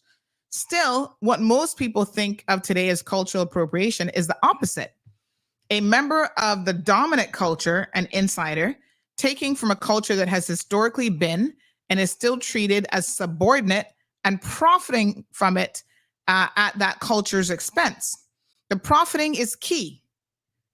And I want y'all to think about for a second how John profited, or is trying to profit from what he did last night. As one person rightfully said, it's all about trying to garnish some votes, I guess, or getting a few laughs, right? That is profiting. It's not a financial profit, to be sure, right? The profiting is key. This is not about a white person wearing a, what is this? Shinagzam to prom, or a sombrero to frat party, of boasting about the strange, exotic foreign foods that they've tried, any of which has the potential to come across as divisive or misrepresentative, or to annoy someone from the originating culture. Although refusal to interact with or appreciate other cultures would be a greater cause for offense, but which are generally irrelevant to larger issues of capital and power. The law, too, draws the distinctions between commercial and personal use. For years, the song Happy Birthday was under copyright until a 2015 legal decision invalidated the claim, which meant that the people had to pay thousands of dollars of licensing fees to include it in a play, movie, or theater show, to publicly perform it in front of a large audience. But anyone could sing it to family or friends for free. Some argue that cultural appropriation is good, that it's just another name for borrowing or taking inspiration from other cultures, which has happened throughout history and without which civilization would wither and die. But cultural appropriation is not the freewheeling cross-pollination that for millenniums have made the world a more interesting place, and which, it's worth remembering, was often a byproduct of conquest and violence. I really hope y'all will read this in full, because I'm just going to read a snippet for you here this morning. It's not a lateral exchange between groups of equal status in which both sides emerge better off. Notably, champions of cultural appropriation tend to point triumphantly to hip-hop sampling as an exemplar, never mentioning the white bands and performers who in the 1950s and 60s made it big by co-opting rhythm and blues, while Black musicians still lived under segregation and, not unlike Solomon Linda, received dramatically less recognition and income than their white counterparts, and sometimes had to give up credit and revenue. The American cultural theories, Ming Ha T Pham, probably butchered that, has proposed a stronger term, racial plagiarism, zeroing in on how racialized groups, resources of knowledge, labor, and cultural heritage are exploited for the benefit of dominant groups, and in some ways that maintains dominant socioeconomic relationships. This is twofold. Not only does the group already in power reap a reward with no corresponding improvement in status for the group copied from, in doing so, they sustain, however, inadvertently, inequity. As an example, Pham examines the American designer Marc Jacobs' spring 2017 fashion show, mounted in the fall of 2016, in which primarily white models were sent down on the runway in dreadlocks. A hairstyle historically documented among people in Africa, the Americas, and Asia, as well as ancient Greece, but for nearly 70 years, considered almost exclusively a marker of Black culture, a symbol of nonconformity, and as a practice in Rastafarianism, invoking a lion's mane and spirit, often to the detriment of Black people who have chosen to embrace that style, including a number who have lost jobs because of it. Jacobs' blightly whimsical, multicolored, felted wool locks, Pham argues, do nothing to increase the acceptance or reduce the surveillance of Black women and men who wear their hair in dreadlocks. Removed from the context of Black culture, they become explicitly non-Black, and in conjunction with clothes that cost hundreds of dollars, implicitly elevated. Pham wants to move away from the emphasis on feelings in discussions about cultural appropriation. Both the anger of the copied and perhaps the good faith intentions of the copier, Jacobs initially responded to his critics in a since deleted comment on Instagram that appropriation of all and inspiration from anywhere is a beautiful thing. To pinpoint more tangible harms, racial plagiarism, she writes, is never about being inspired by what rather improving, is never about being inspired by, but rather improving on an unrefined, unsophisticated, incomplete, and most crucially, unfashionable racialized form, reinforcing a system of value in which the originating culture continues to be seen as unrefined. Thus, the frustration last year when a white-run company in Oregon stated promoting Kongi with marketing language that framed it as a modernized version designed in a statement on its Instagram page to delight the Western palate. I'm going to stop there, but I would encourage you to read this article. It is very, very lengthy, believe me, but it has so much in it that should make you pause. I think there are times that we do things unintentionally and we don't really understand the full implications of it. Did John consider the full implications of this? Of course not. Like I said earlier, when the good Lord was giving out common sense and intellect, they probably were lines next to each other. John was over at the buffet line trying to steal some brownies or donuts or something and getting a good laugh from everybody over there. So he missed out. I don't think that John has the capacity to fully understand what he has done and the insult that he has caused to people. If you're not insulted by his behavior, that is certainly your choice. I'm not a member of the Rastafarian community, but as a Caymanian, I feel like John has gone too far. Someone has just said, and this is a very, very good point, what he could have done. He says they were actually celebrating, Frankie Flowers' role, this event that he was at. They were celebrating Frankie Flowers' role as one of the writers of the movie. We're actually going to be interviewing Frankie hopefully next week. He's going to be on island, Frankie Flower Jr., and we're going to be interviewing him in relation to his role with this movie and other things, and we'll be exclusively having that interview here on our platform.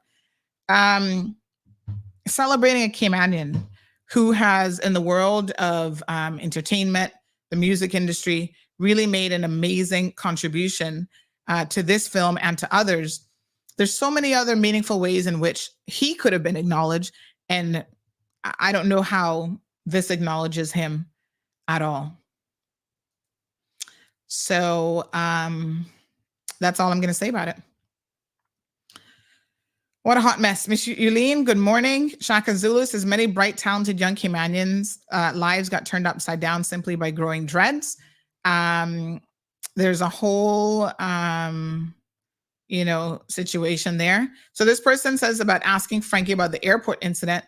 Well, he's not involved in the business. So as far as I know, he doesn't run that business. So I don't know that he would have any meaningful comment or contribution to make to that. We did ask for a return phone call. And of course, we've not received that return phone call from Fads. Good morning, caller. Welcome to the program. Good morning, Auntie Sunday. Yes, good morning. How are you doing this morning? Not bad. How are you? I listen every morning. Thank you, sir. Thank you so much. And I'll make my comments. Yes, sir. But I was reading, I didn't hear it, but I was reading a post on the people at Cayman Salt and the things that they had stolen. Oh, yes. Yeah, I don't know if you remember that. I didn't hear it because I was not well. I'm a senior citizen, must be my wife, both senior citizens. I'm disabled, I'm not disabled. I live directly in front of the government administration building. I'm looking into my window and I can't see anything to the north of me but the administration building. That is how right. We have cameras on the 3-story building there. Anyway, and the restaurant has cameras, and the government administration building, they have cameras. You know, the lady said that they were kind of far out of the way and all this sort of thing. But week before last, we make our living out of transportation. We've been in the transportation business for 35 years. And my wife would park right in front of the house with a bright light on, right over the van. Somebody came in, broke the glass on her side, threw a rock, threw a piece of concrete, threw it. Oh my gosh! That was that. By the time we got that fixed, it came. I think it was Saturday morning. I think it was sometime during Saturday night. It was up until 12 o'clock. They were using the stove, right? Propane stove. They use the propane stove. And they came, they cut the tube for the propane, took the 100-pound cylinder, and 2 30-pound cylinders that didn't belong to us. The police, I tell the poor police that I know they're sick of coming there. And they have 146 Elgin Avenue. They say, no, that's what we're here for. And they can't. Well, before that, that was 2 incidents 1 week. Before that, somebody came and screwed up the bathroom window because you could push up, and I never really used to lock it. All the people screwed that up, pushed that in, came in. So you're saying that you've had a number of thefts at this location, and you're practically right across from the government building. Yeah, right across from I'm talking to you and looking straight at the government building. So let me ask you a question then. What has the RCIPS done in order to assist you? Well, they came and the officer even had to tell me, he said, this is 5 times like within 3 months. That they have reports and so forth. They came and they tested for fingerprints. We told them we had to use the van because we had pre-booked things to do, so we had a quick time find a glass, get in it, clean the van out, and get going. Because we discovered it. My wife was going at 5 o'clock in the morning. Woman just turned 69 yesterday. She got 5 o'clock. She get it from 4:30 in the morning or earlier to go and pick up at 5 o'clock when she gets outside. And she pulled the door, the glass, she just realized all the glass was gone. So let me ask you a question. I mean, if you're centrally located, like you can literally see the government building, we know that government building must have some high-powered CCTV cameras. Have the police pulled any of that footage to assist you in who might be doing these break-ins? They called me last night and said that, yes, to answer your question, because it's a long story short, yes, they have. Okay. So we're hopeful then that they can assist you with, identifying the culprit of these break-ins and put them in jail, hopefully. They come in and fingerprint the place. They didn't fingerprint the man because the told them said she couldn't wait till 8 o'clock when they came on, because that's when they started, They took the report and, did what they had to do. But we're from next door at Himalaya. That's what I was trying to remember. My memory is going now. The Himalaya building, they gave us a shot of the person that jumped over the fence because he was in Himalaya's place. And of course, they have 24-hour security guard out there, I think 24 hours a day. I could be misquoted on that. I might be misquoting that, but I'm sure they had the camera. They have good cameras. I mean, the building is just built. I just watch them put the cameras up. Island Electronic monitors the system for them. Right. And then we got Cafe Amazon on the other side. And, as I'm looking out there, they have cameras as well. I don't know if they pull them. But one time when they came in before, and they came in through the window, I don't know where they came through. They left the window open, and they took some money out. They had to save it up to pay a loan, to pay a loan. I mean, I have to tell you, right? I did speak with the lady who's resident at this house, and I have to tell you, this feels very targeted to me. Like this is somebody who knows you and your family, knows your property, and knows what you have there. So I think that you guys have to put your mind to who is around you or around people who might be family members that, might be motivated to steal from you. So this is probably somebody with a drug habit, a drug problem, or somebody who just has sticky fingers, because some people can't help themselves when they see other things that don't belong to them. So I'm hoping that the police will put on their investigative hats and try to figure this out quickly for you, because being this is exactly what the police said to me. It's like a target. You say, I want to buy the place, and they're trying to. I mean, because they went into the shade. They took it for a pressure wash. They took a vacuum cleaner. All the things that to, fix the vehicle to be presentable to do your job. But let me just say one thing. Okay, it's my house. Set back from the foot a bit. There's Amazon Cafe or Cafe Amazon, and then there is a house, an abandoned house, which people are staying in. You got drug addicts in it. Out of that, I understand they locked up one of them because he was always by the bank. He was always by Cayman National Bank. Anytime I would go to the outside machine, I ride a little scooter, electric battery scooter. I go up to the bank. That's how I can get where I'm going. I want to go in the ways and get where I'm going. And he was always up there. But this drug house is right in, the government, and I don't know where the ministers be, on the 5th floor, I think. The ministers and the governor and all of them. But they're up there looking down. They can't see the place going up with bush. It's abandoned. And people in and out. I mean, as far as we go, it's a drug house. I heard the police went in. Caller, we do have to go because we have to queue up. Unfortunately, I had to leave the show a little bit early today. But let me just say this. Again, these are the types of things. We have people who are community leaders who are also elected officials, they're MPs.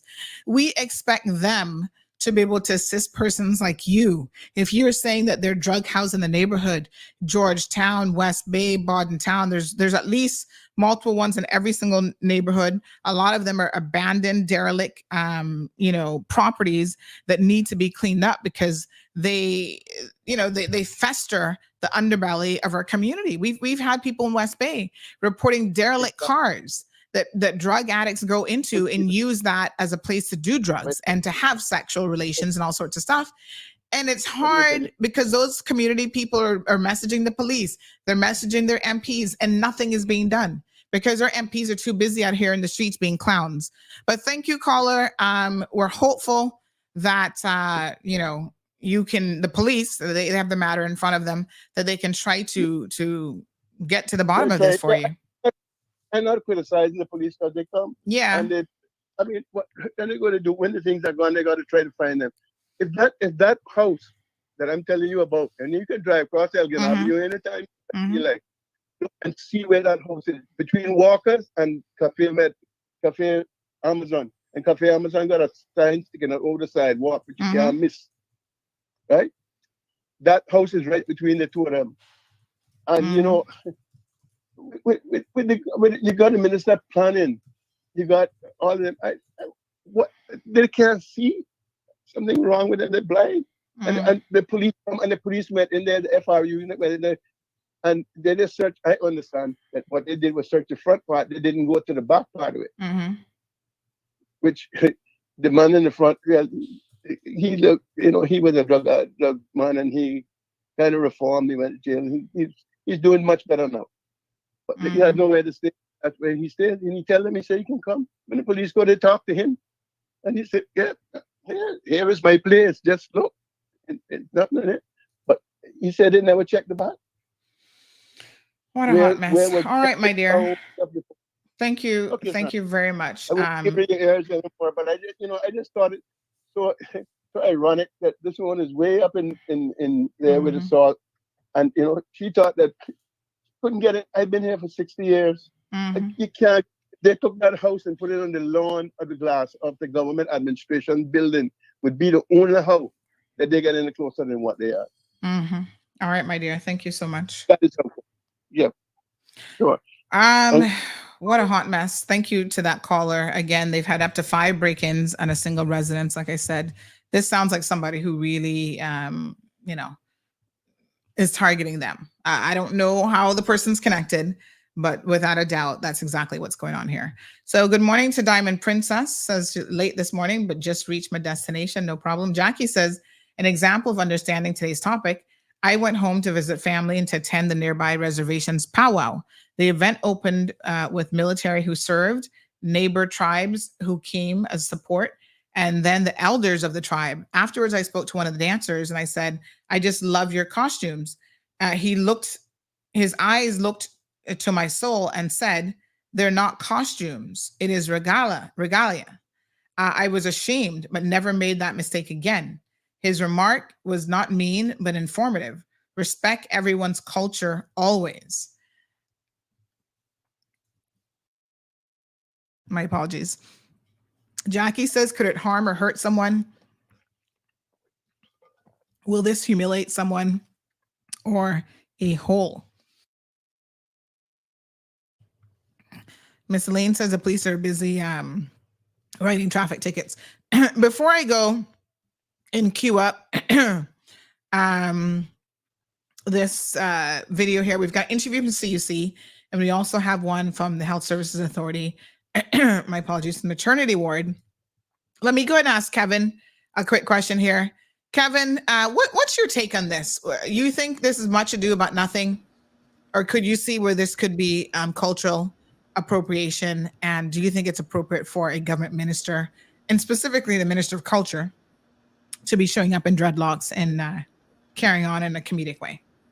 Yeah, I think when someone is, in that type of position, you have to be really, really careful on what you do and the decisions you make when you make your public appearances, especially even behind closed doors. You always have to be careful, and you want to offend the least amount of people as possible.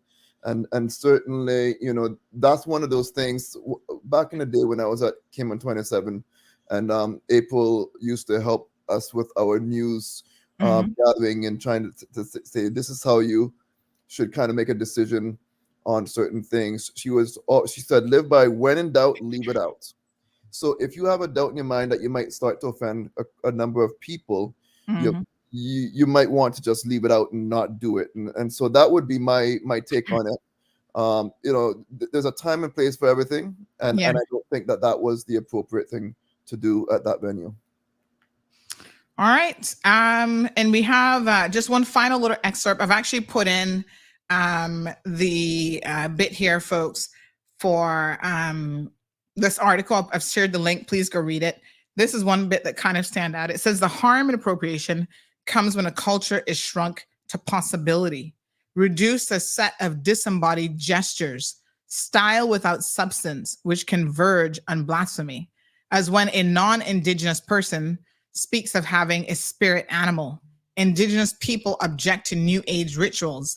The American anthropologist Michael F. Brown has written, not because they're bogus, but precisely because they are in some sense real.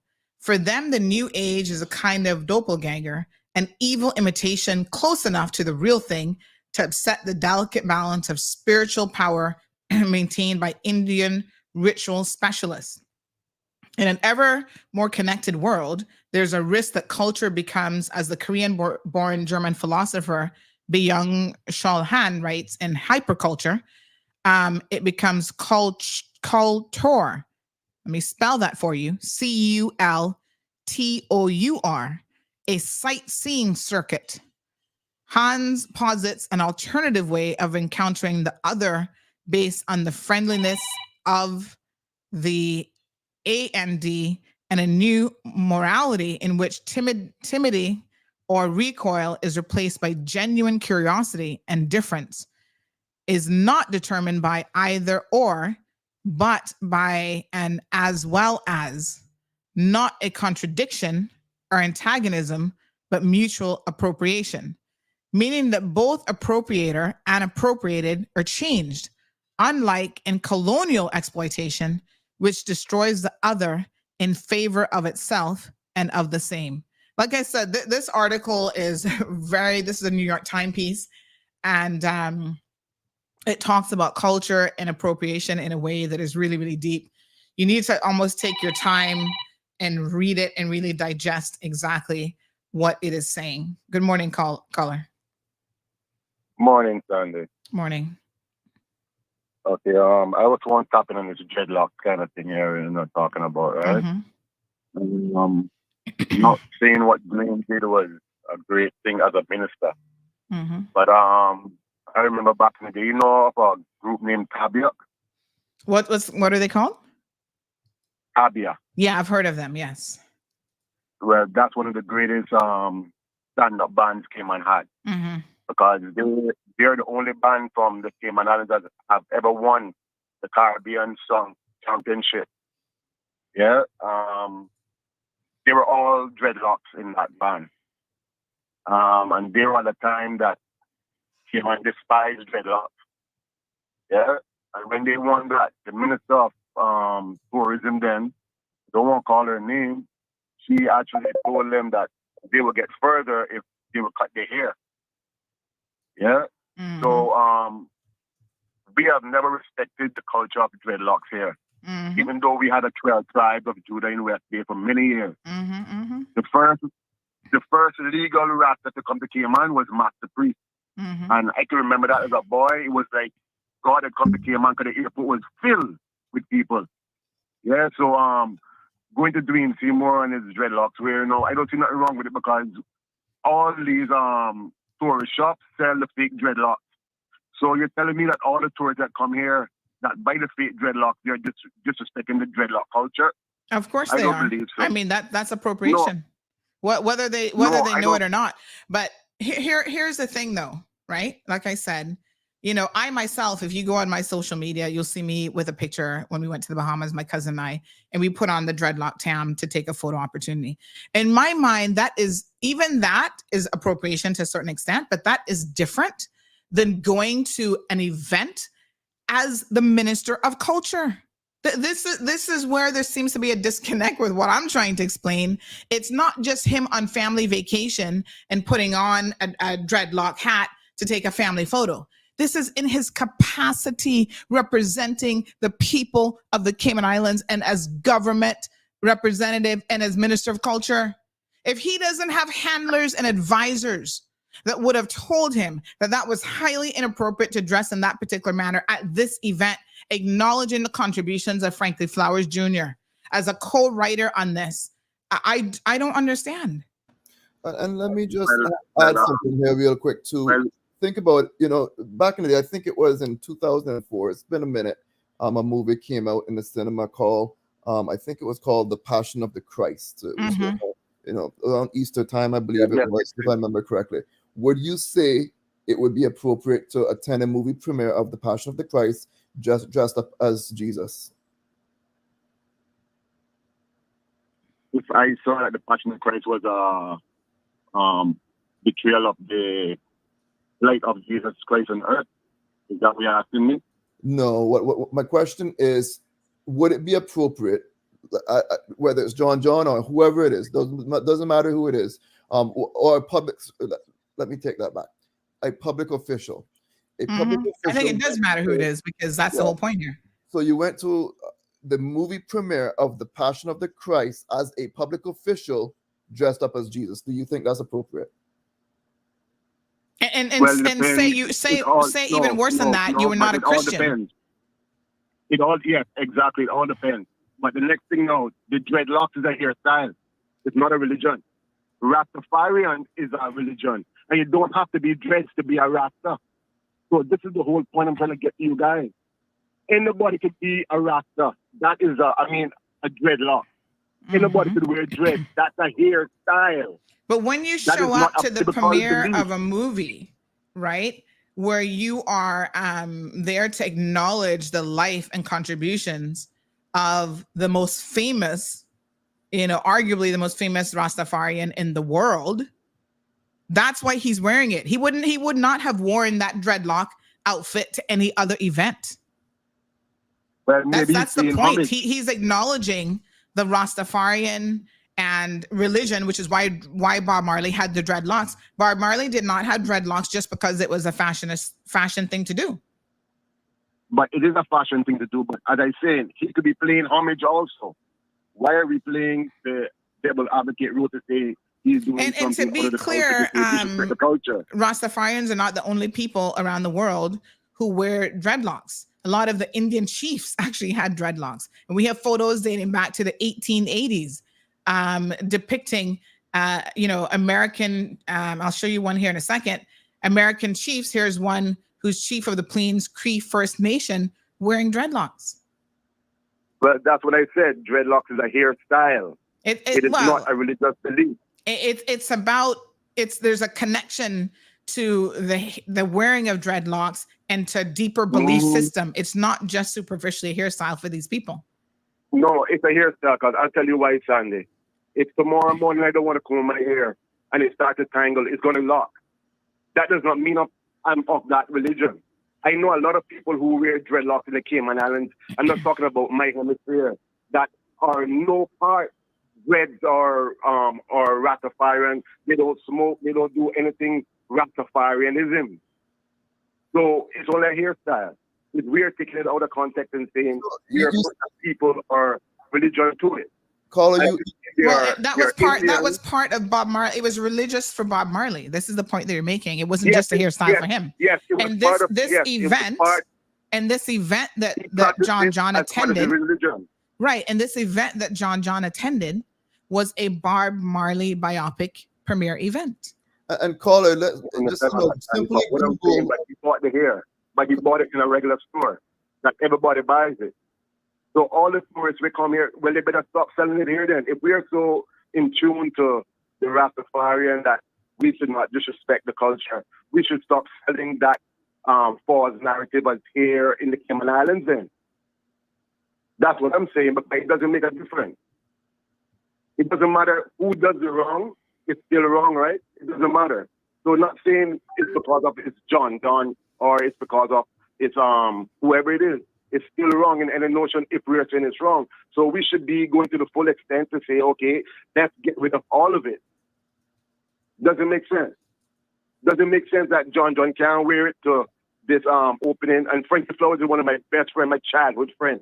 We grew up together. And if you spoke to Frank wouldn't feel this way about it either. And we will speak to him next week, as you said. But I guarantee it is not in the notion that you're putting the Minister of Culture should not be held to a higher standard when it comes to respecting the culture of other people? 100%. But as I said before, our ministers aren't trained in the field that they're supposed to be in because they don't have degrees in the field that they're in. So it takes a degree to have common sense. How do we hold them accountable? How do we hold somebody accountable because who doesn't know what they're accountable for? Okay, let me ask you, let me put this to you, right? You say they're not trained in the things that they, take on. Number one, no one has to take on a ministerial position. Number two, John fought to become the Minister of Culture. That's why they separated culture and heritage. Why did he want culture if he's not qualified to be the culture minister? Which is basically what you're saying. When he was Minister of Health too, right? Like he can't put on a Band-Aid properly, right? So we could go through all this, but we keep on selecting the people there without these educational wherewithal.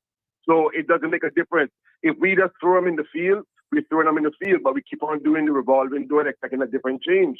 But as I said, they aren't trained in the field that they're in. So how do you expect to hold them accountable?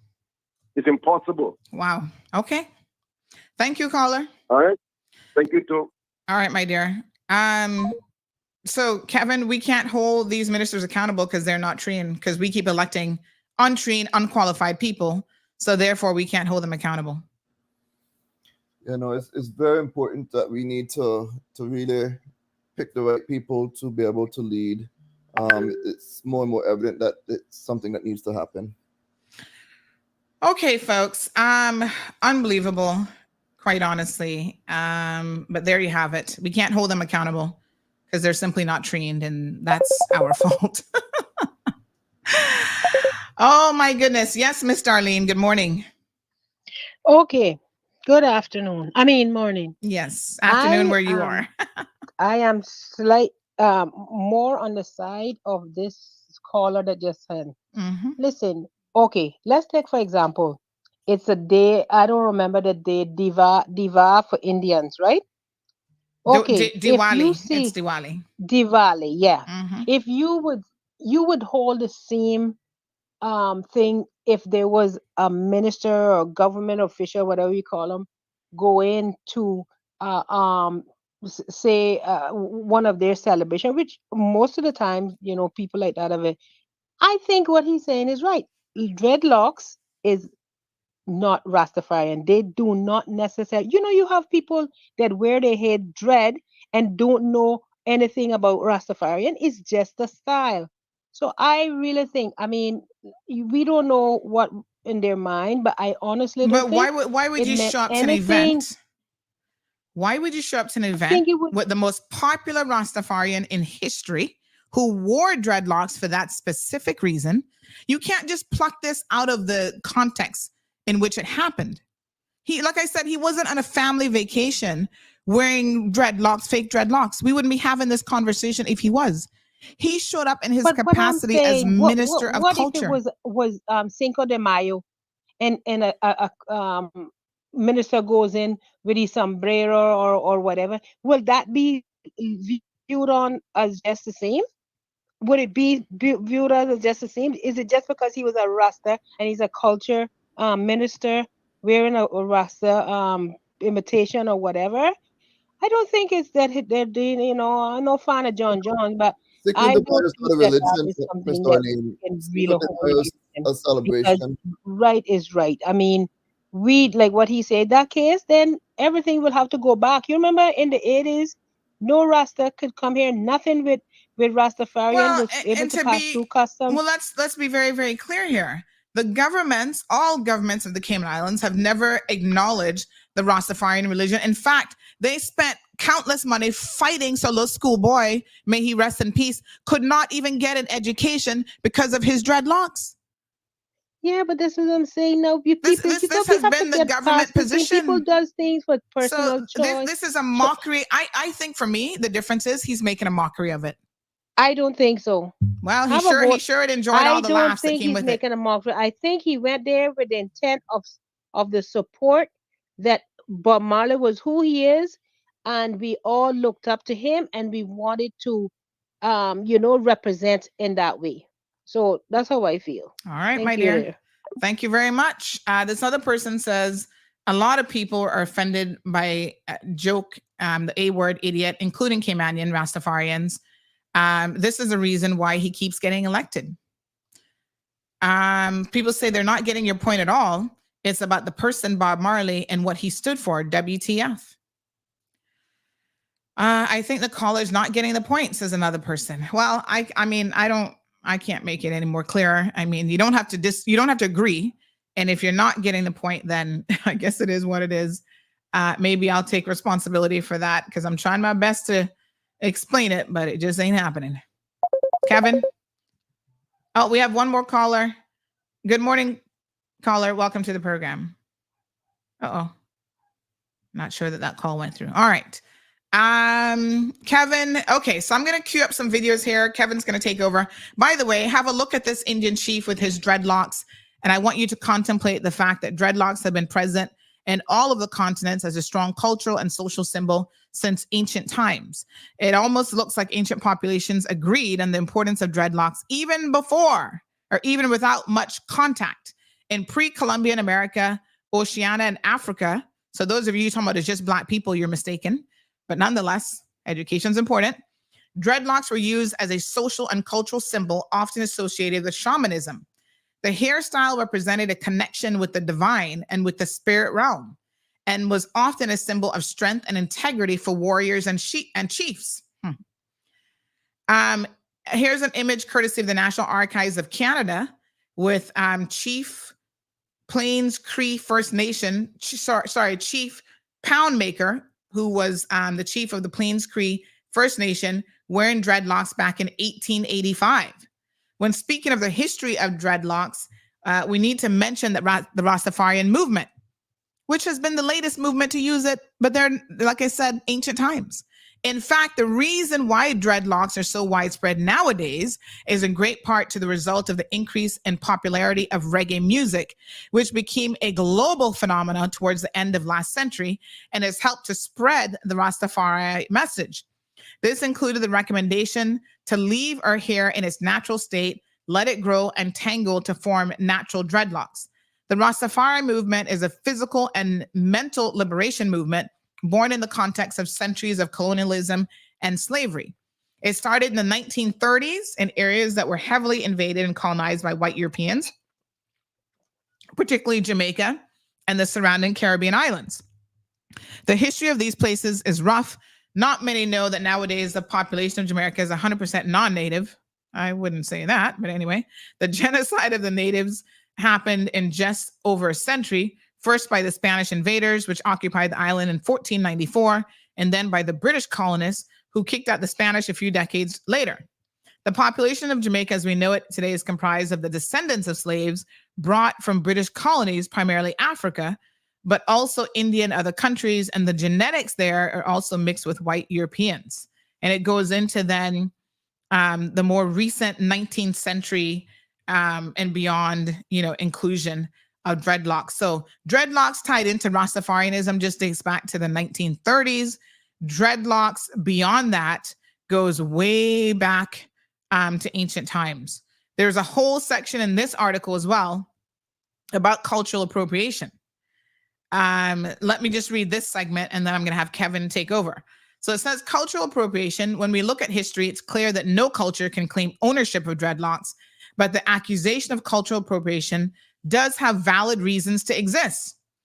To understand this, we need to pay attention to the pain and suffering millions of us are still going through today. For example, if we're not white Caucasians raised in Europe, in the US, or any other white predominant country, it's not easy to notice the systemic racism we're living in because we are the ethnic majority. Systemic racism is reminiscent of a history where people of ethnic minorities have been systematically stripped of their human rights. Violence towards people who've been commonly accepted in our society until only very recently, and the fight to get rid of racism is far from being over. When a person of color wears dreadlocks or braids, they often get abused at work, in school, in sports, etc. If a white person wears dreadlocks or braids, they rarely get abused. Therefore, it's clear that these hairstyles are often used as a way to express racist ideology. The accusation of cultural appropriation, in a way, can be seen as a call to action because there's still a lot of racism and we all need to stand up against it as we're all equal. So this is a very interesting article, obviously, by this particular author, very interesting viewpoint. And you can certainly look it up. But again, the point being that African Americans or African Caribbean people don't have an exclusivity, just like Rastafarians do not have an exclusivity on dreadlocks. It is something that has permeated multiple cultures, dating far back before Rastafarian even existed. But again, if you're not part of those cultures and you're not doing it for those reasons, and you're a cultural minister, I think that you have to understand your role as culture minister and simply not engage in, that sort of behavior. But I'll leave it there, Kevin. It is what it is. So we've got queued up now an interview by CUC. They're going to be talking about an initiative that they have coming up on natural gas. I want you guys to listen very, very carefully to this interview. And then after that, there will be another interview in honor of Miss Josie, who recently passed away. She was a person that we interviewed back in 2022 with her sister. And I just want to pay homage and respect to her and her recent passing, and my condolences to her family, all of the Rolstons and their extended family. My condolences, my apologies to the loss, and your amazing aunt. This 13th of April at Festival Green, Camana Bay, get ready to experience the culinary capital of the Caribbean. To support local restaurants. To celebrate Cayman heritage. To feel the rhythm and dance the night away with family and friends. Get ready to taste. Get your tickets online now. Visit tasteofcayman.org. All right, so we are here talking to Sasha Tibbetts. I think most of you are familiar with who he is, but just in case you're not, Sasha, go ahead and introduce yourselves to our listeners from all over the world. I'm sure they're tuned in. So my name is Sasha Tibbetts. I'm the Vice President of Customer Service and Technology at Caribbean Utilities. Primary focus here is on managing our energy transformation from primarily sourced from diesel fuel to a mix of lower carbon fuels and renewable energy. So, Sasha, thank you so much again for taking this opportunity to speak with us. One of the things that we really pride ourselves with trying to do here on CMR is trying to educate people, because there's a lot that's happening in the community, companies such as CUC, sometimes government.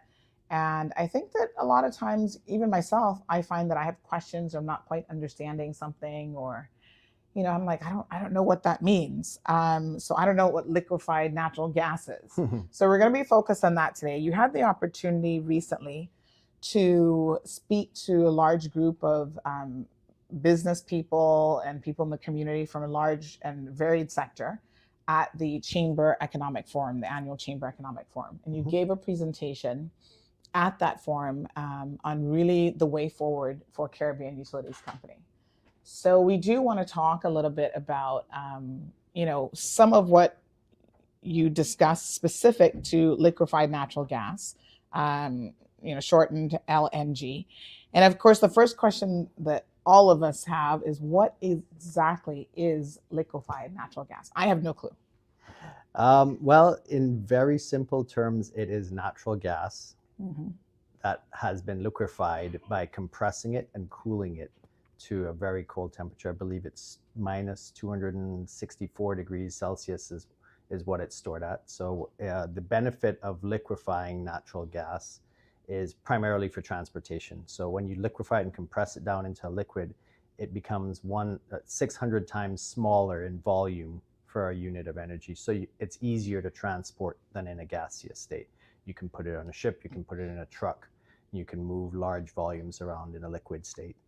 When it comes to using it, it's not used in a liquid state. You then have to what's called regasify it, but in simple terms, you boil it off and make it back to gas, and then you burn it in a combustion process, whatever it's being used for, as regular old natural gas.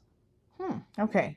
We're going to get into some of the details of that process just to make sure that we're understanding it. So when you say natural gas, where does natural gas come from? So natural gas is available all over the planet. It's originally was, I guess, a byproduct of the petroleum industry when they would go for crude oil to make all the different things that oil comes by. Natural gas would come out of the wells. It was difficult for the oil companies to find a way of using it, simply because it was hard to move around, so they had to create infrastructure to move it around. But it is a very good fuel. It's very clean. It is one of the most clean forms of fuel, in that it doesn't have a lot of carbon particulates in it. When you burn it, the sulfur dioxides and nitrous oxides that come about from any combustion process are essentially reduced to near zero levels. Compared to diesel, we would see approximately 40% reduction in our CO2 emissions. And as a result, it's just a much cleaner fuel, but it comes from the petroleum industry. So it comes out of the well with the crude oil. Okay. So when we talk about sourcing this, is this something that is readily available in the region, or where would you actually be sourcing it from? And do we actually have people on island who bring this to Cayman? Or are you talking about CUC getting into the transportation of liquefied natural gas? Sure. So it's widely available in the region. Natural gas is available in Jamaica, natural gas available in Dominican Republic, Puerto Rico, Trinidad, Colombia, and of course the US Gulf Coast. There's a export terminal in Jacksonville, Florida. You can export from in certain ways from South Florida as well. So widely available. And we're in the process of doing a procurement now, and we're speaking to a wide range of very well-known companies that do this sort of thing to provide us with a gas supply for us to consider as a final recommendation for how we might source this fuel. Okay, so no exact or specific details yet on how that will actually be done. Yeah, we did no specific and final details, but we did a very substantial study on natural gas a couple of years ago when we were making this recommendation to go forward to procurement. And we hired a company that is very well known in the industry, not just regionally but globally. And they were able to provide us with indicative numbers of what we could expect from a procurement. And all of those numbers are reflected in the information that we're sharing with the public as we embark on this. And the main ones are substantial reduction in emissions, particularly on the CO2 level, which is important from greenhouse gas standpoint. Substantial reduction in costs, and also it's not only CO2 that's reduced, but also soot, SOx, NOx. All of these are not completely eliminated, but largely eliminated. So when you would look at our exhaust stacks, you would see far less anything coming out of it. It would be pretty much, it would look like heat coming out of the stack, as opposed to any smoke or particulate. Okay.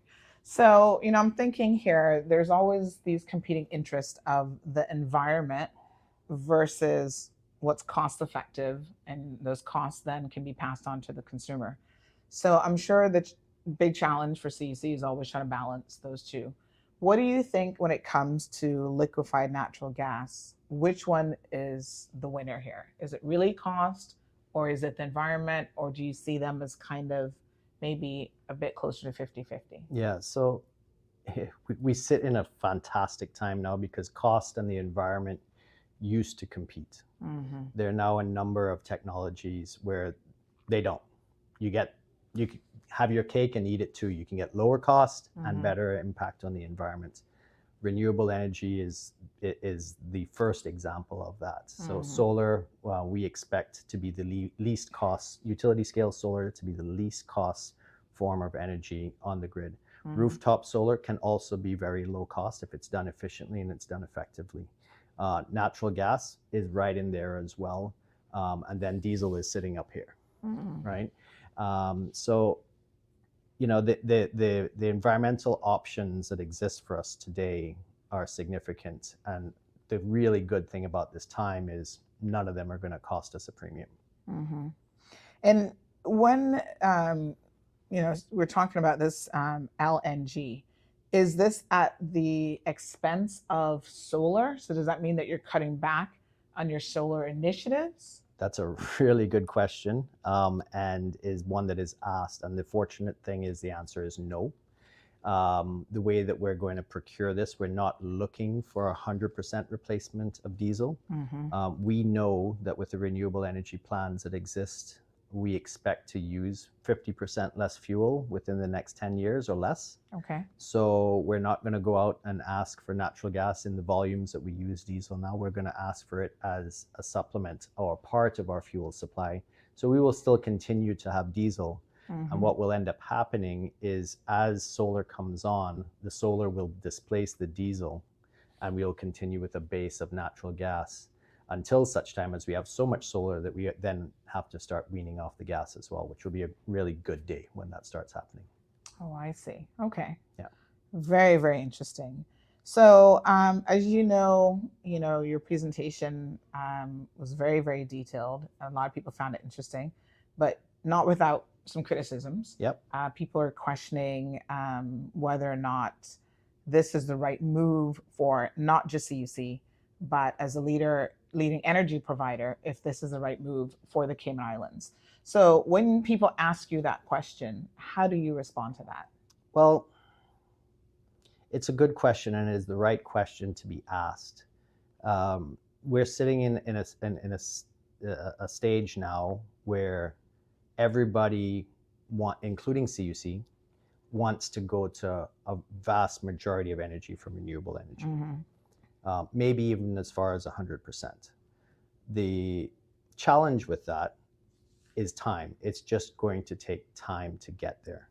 And in between now and then, we're going to have to provide energy for customers from something while the solar ramps up. So right now we're at 3% solar. Let's say we get a couple of our projects off the ground and we're at 30% solar in 4 years' time. That means 30% less fuel. That's a good thing. Right. But that still means it's still 70% fuel. Last year, we spent somewhere in the order of $150 million on fuel. 70% of $150 million is still a very big number. Would we not want to take the savings, right? There's about a 20% savings available from going to the cost of LNG versus diesel. And that's just in 1 year, right? We're talking about getting to 100% renewables maybe in 2045, 2050. That's 20, 25 years from now, right? So those savings, when you stack up between now and then, we're gonna be burning a lot of fuel between now and then. My view is, don't we want to burn the best fuel? Right. And so in going after this option, we actually can burn the best fuel while we bring on the renewable energy. So you accept then the argument that if you were doing a true cost comparison, right, to liquefied natural gas versus renewables or versus diesel, yes, renewables would be the winner. Yeah, but always. It takes time. Yeah, done right, renewables will be the least cost energy supply. The thing is, we can't go straight to 100% renewables. It's going to be a transition. And in that time, the fuel that we do have to burn, let's burn the best fuel. Okay.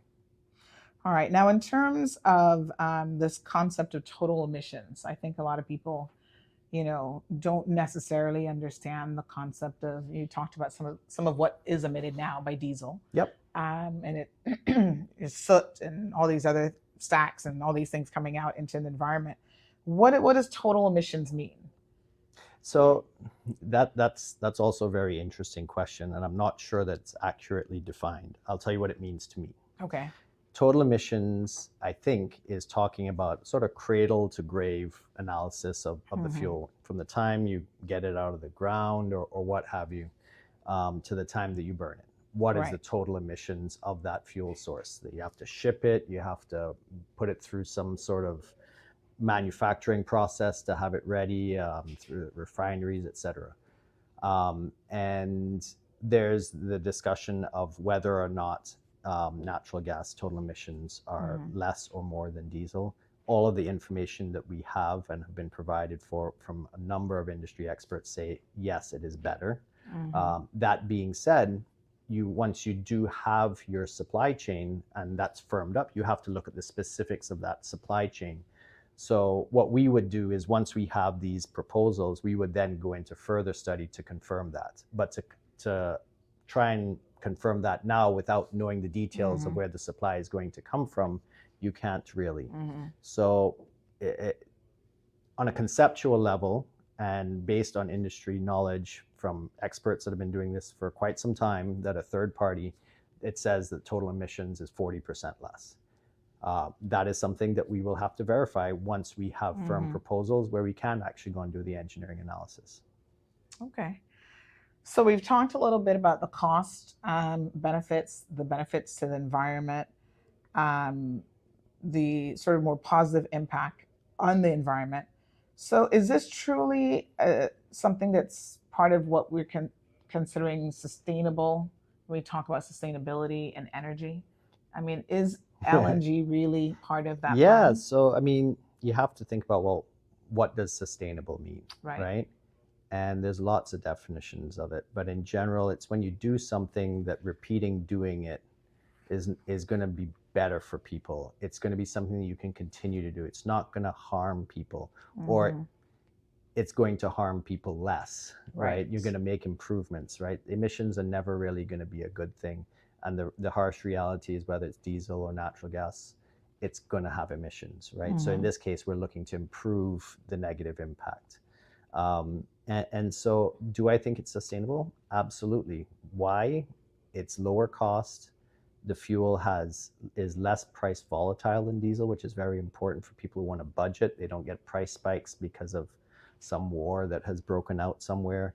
And it is an environmental improvement, not only on the CO2 level, but on all aspects: soot, NOx, SOx, all the things that are important for human health. So sustainable, yes. Is it something that I think we should be doing in 2060? Probably not, but we're in 2024, right? And so let's get between now and when we need to put it to bed. And when it's time to put that technology to bed, we put it to bed. Okay.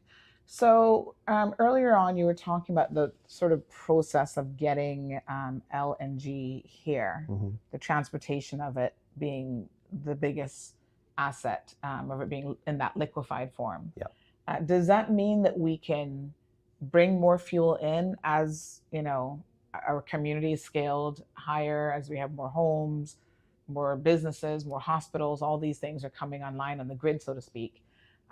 Theoretically, are you able to transport more liquefied gas because it's almost like in a compressed format? So compared to regular gas or Yeah. compressed gas, yes, you get more energy for the size tank that you use. Compared to diesel, it's similar. In fact, I think you get a little bit more energy in diesel per unit volume than you do get in LNG, but it's a percentage. It's not orders of magnitude different. But that is the primary purpose of liquefying it, so that you can ship it in a usable size container. And there are challenges with that. It is the most expensive part of the supply chain, is the shipping and the transportation. But natural gas is probably, when you in the gaseous states, for example, in the US, I think it's trading a little bit over $2 per unit of energy, and the equivalent price for diesel in Grand Cayman for that same unit of energy is in the order of $20. So with that price split, you have a lot of savings to go towards the infrastructure that's needed to move that gas here, and still provide a material amount of savings to the end consumer. And is there anyone else in Cayman that is utilizing liquefied natural gas in any way at all? I'm going to guess and say no. Okay. I think it's significant enough of an import stream that the infrastructure would be known. There are places in the Caribbean that will import a container at a time of LNG, and they'll use it, for example, to facilitate industrial processes, chemical processing plants. I know of some in Puerto Rico. I know of some in the Dominican Republic. And other islands where they just bring in 1 or 2 containers, and that keeps them going for several months. The volume that we would need would be substantially more than that. Right. So then let's talk about how you, once you've gotten it here, what happens to it? What storage capacity do you have? Is there ever concern that potentially you could not have enough on island? I guess you've got diesel as kind of your backup. But no, that's... You sure you're not an engineer? Because that is a very valid question. The issue is when we buy diesel, for example, we have almost 2 months of spare supply on island at any one time. So if there's a supply chain shortage, we have that as a sort of a buffer. To store liquid natural gas is very expensive. It's a cryogenic fluid. And so you really want to, wherever possible, it's most economical to supply it sort of just in time. If you recall, I did say that we would look at it as not a complete change of fuel supply, but an augmentation of the fuel supply, which means we would still have diesel. Additionally, the engine conversions that we are considering or that we've embarked on, what that does for them is the engines can run on both diesel or natural gas, or a combination thereof, and that can be switched on the fly while they're operating seamlessly with just a press of a button in the control system. So what that means is if we reach a state where we know we're going to run out of the natural gas and the ship's not coming until 2 days from now, that's okay. We switch to diesel for those 2 days. And then when the gas supply comes back, which means we don't have to over-invest in infrastructure for storage. We can just use enough storage to manage the supply chain that we use and make it as economical as possible. Right, I see. So CUC isn't having to purchase LNG only engines. You're going to have sort of a converter option that gives you the benefit. And we've started down that process because even if the natural gas doesn't materialize, that conversion process allows our engines to be 6% more fuel efficient on diesel fuel. So we saw that benefit and said, all right, well, we'll do this. We'll take the 6% now and aim to get the natural gas to get the 20% cost savings. And so we're going through with that already, and which means once the natural gas becomes available, it will be a fairly simple additional piece of kit to get the engines to run on it. Very, very interesting. So I'm sure our listeners are paying attention to this and, they're like, wow, but should I really care? How is this going to impact me on a day-to-day basis? So let's talk money. Okay, let's talk money, right? So we estimate that the natural gas supply that we're contemplating will save the customer about $15 million a year. So that's not a small amount of money. You divide that up amongst the 33,000 customers. It gets smaller, but it's still a big chunk of change. Right. So there's that. And some customers, I hope, really care about the environment as well. There's that. I certainly do.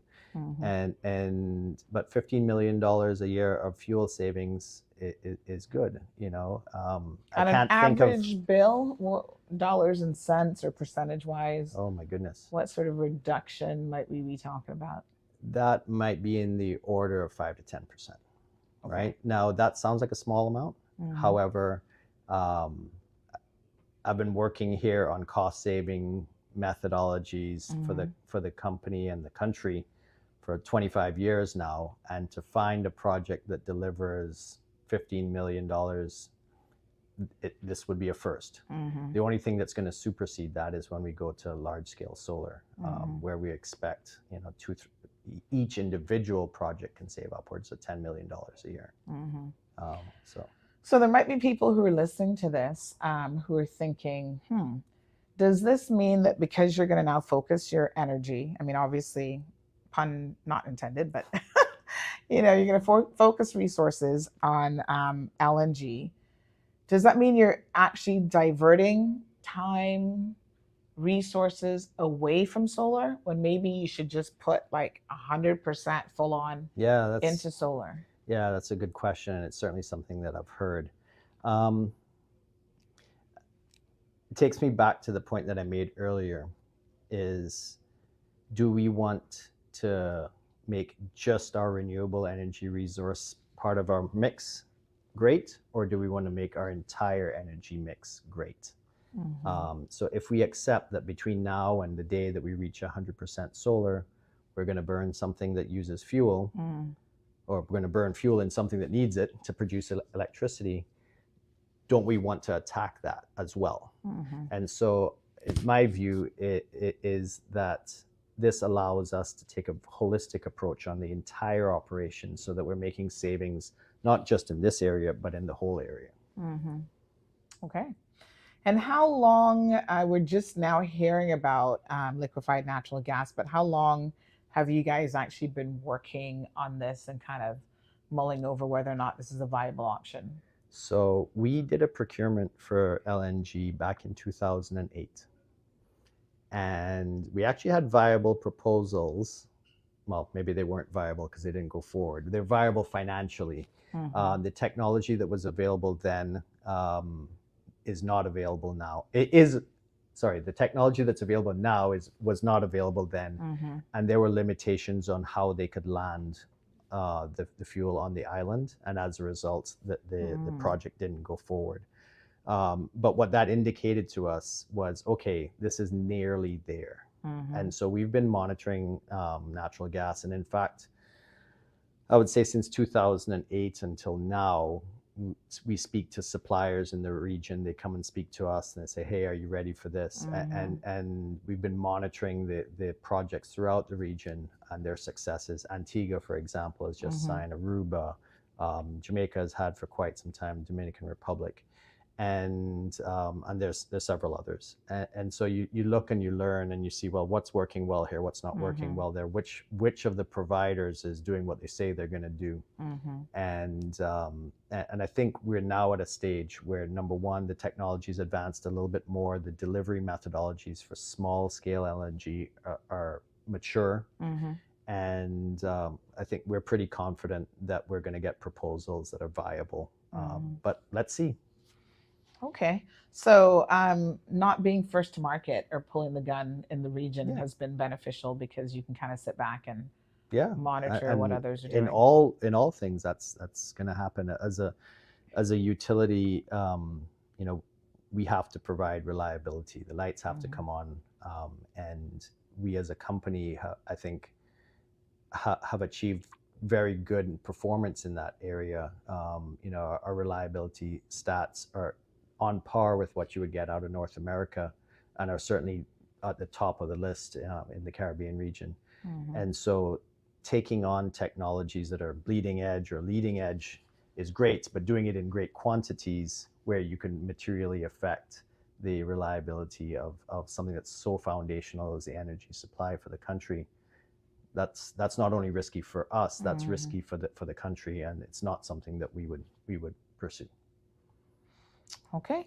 So when the, say you get to the point where you've signed on the dotted line, you go, right, we're going to start to implement this. What sort of timeline then are we talking about before it's actually fully in place? Okay, so we'll run the RFP. We've done the RFQ. We've got a list of qualified bidders, and we will run the RFP with them, and we'll receive proposals. Like any fuel supply arrangement, Ofreg will want to go through it with a fine-tooth comb, look at what our recommendation is, see if they agree or don't agree. I'm sure we'll have conversations and many a review of the documents. They'll probably hire experts to look at it as well. And once that process is gone through, and if we have a viable project at that point, there would be a project agreement where more than likely the fuel supplier would start their process of doing, whether it's securing a ship or what have you, to bring the fuel here. And we on our side would start the process of doing the final conversion on our engines, so that those two projects align, and when the gas supply shows up, we're in a position that's ready to to consume it. To utilize it. Yeah. Do you know if any of the fuel providers on island are currently looking at LNG to import it in so that maybe you don't have to take on that aspect of the project? Or well, it's not clear where they're going to play yet. Okay. I think with the geography of where their facilities are and the fact that there's a mooring there that can take the right size ship, there may be some opportunities for unloading there. Whether that is the solution or not remains to be seen. And if it is, then I would imagine they would have business opportunities there. There are other places where it can land, whether that is through the cargo ports or whether that is through a new dedicated unloading facility. Remains to be seen once the proposals come through. In my personal preference, I hope to see that we can utilize the infrastructure that we already have. But it remains to be seen what is the most economically viable solution. Right. And are there any safety concerns as an island when it comes to the usage of LNG? You know, transporting it from whether it's the port to your CUC plant, your facility here. Do we need to worry that anything's going to happen to it before it gets converted back? Any fuel is dangerous. Yes. Gasoline, diesel, jet fuel, they're all dangerous. They all can catch on fire. They all can have spills. They all can have their risks. What's important to do is when you have a fuel supply, is that you take industry standards and apply those to the handling, the infrastructure that's used, the facilities that use it. So just to give an example, people would all be familiar, for those who have propane in their homes. There are standards in which they have to do that installation. Yes. Those standards exist for gasoline, those standards exist for diesel, they exist for natural gas as well. Natural gas is a widely used fuel across the globe in gaseous states and transported in liquid state. So we're not reinventing anything that hasn't been done a million times over in other markets. We're just bringing, it's not a new technology, it's an old technology. What is new is receiving it in this small volume. And so there's so many existing standards on how to do that right, that are very, very mature, so that we can manage those risks. Okay. So your staff will have to undergo some of them, Our I'm staff, sure, some training. the fire department, all sorts of individuals would have to go through that. And that's just part of the process. So you mentioned the fire department. Have you had any sort of feedback from the government or the government entities that would have to upscale themselves on sort of what their thoughts are about this? So I mentioned to you a while back that we did a study of what the benefits are of natural gas when we embarked on considering this procurement. Part of that study was a number of consultation meetings that we held locally. So we met with the port, we met with CPA, we met with the Department of Environment, we met with the fire department, and all of the stakeholders that we could consider. We met with all of the fuel suppliers and talked through this and heard their concerns and brought that into the procurement strategy that was brought about today. And so, yes, would I say those conversations are over? Absolutely not. But I think they're sufficiently mature that we can go through this procurement and then have a further discussion once we have details of what the real options are on the table. Right. So you talk about just sort of reducing our reliance on fossil fuels, right? And taking, I guess, a multi-prong approach on how that's going to happen. Do you ever see us coming to the point where we're going to eventually hopefully get to 100% renewables, 100% solar, but in the transition, at some point, do we have very little diesel, if any, and then maybe it's just LNG and solar? Very likely. I still think that diesel might hang around just to be a backup to the LNG.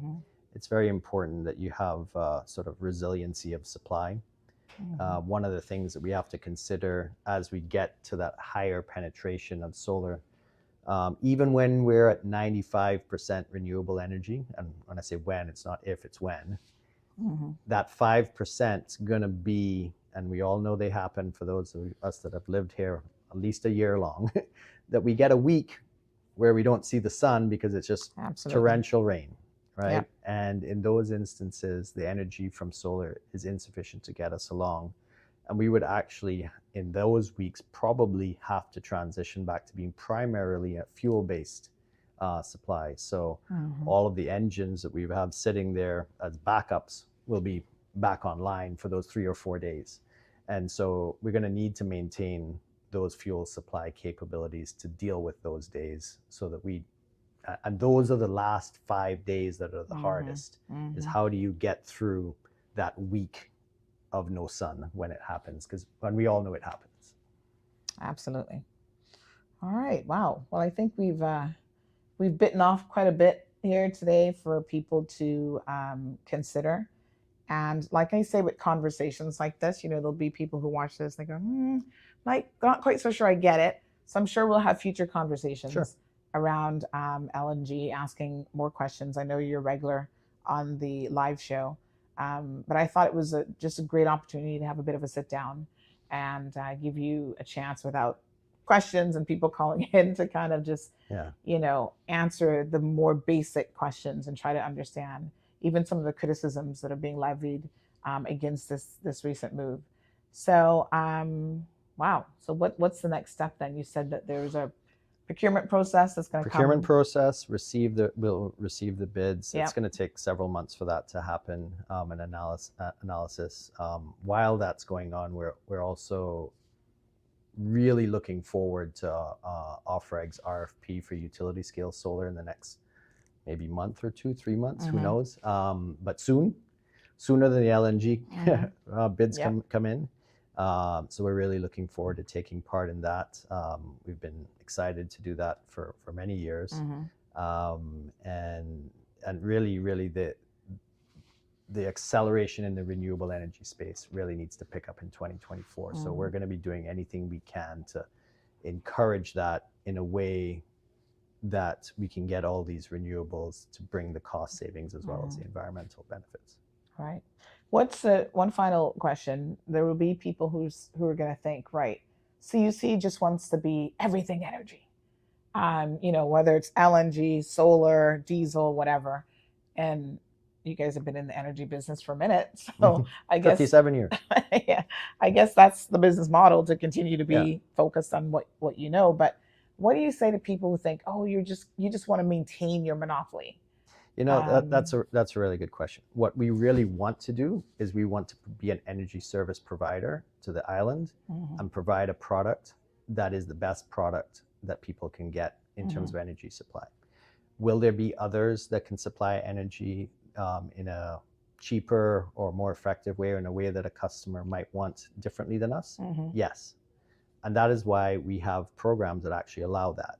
So to those who say that we're holding on to a monopoly, it's a hard statement to understand, because right now we have the Panton solar project, which came about through a solicitation where we invited them to provide proposals. We didn't take part in that solicitation. We created that opportunity. We have the core and DER programs, which have had criticism, but have also been tremendously effective in terms of, we have I'm pulling a number from my head, approximately 24 megawatts, or maybe 23.5 megawatts contracted for supply in those programs. So Panton Solar is 23.5. It's almost 29 megawatts of supply on the grid that is not from CUC, right? We don't own that. We don't control it. We just take the power from it and we distribute it to other customers. So in that respect, I'm not clear on what the monopoly thing is. We've already demonstrated that we're quite happy that if there's a better supply than we'll happily take that supply and deliver it to the customer. And that remains, right? So I talk about utility scale solar, and and us being eager for that process to get going. That's a competitive process. We may not win, but the customer will almost definitely win, right? So if there is somebody that can provide a solution through that process that is better than our solution, and it's a fair evaluation and so on, that's good for the customer. And if it's good for the customer, it's good for us, right? So that's my thought on the monopoly question, and hopefully we can get beyond that, because it's the furthest thing from the truth. Okay. Sasha Tibbetts, folks, thank you so much for spending some time with us and giving us a bit of background on liquefied natural gas. And I'm sure this will get conversations happening in the community. So we'll definitely be following up with you with some additional questions. Thanks. Well, I really appreciate the opportunity to speak about these things. The more we can speak about it, the more people can be educated and form their own opinions. So happy for the opportunity. Okay, wonderful. Thank you very much.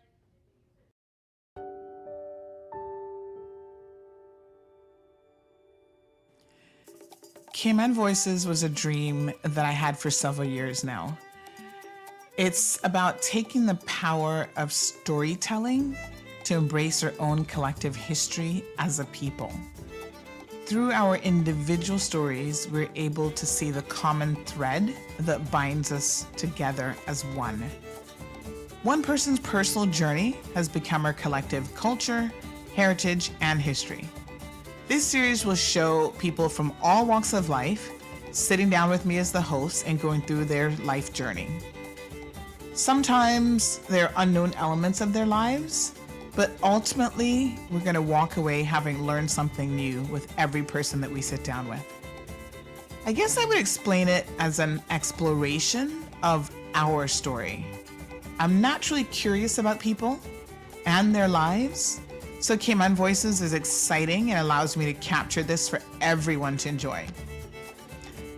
We are seeking out Caymanians, multi-generational, as well as some who have moved here to, uproot their entire lives and to make this their home. This dream would not be possible without some sponsorship, and so I'd like to thank the DART organization for stepping up to the plate to ensure that we're able to deliver regular monthly content for our viewers to enjoy. So sit back, kick up your feet, turn up the radio, relax, and listen to Cayman Voices.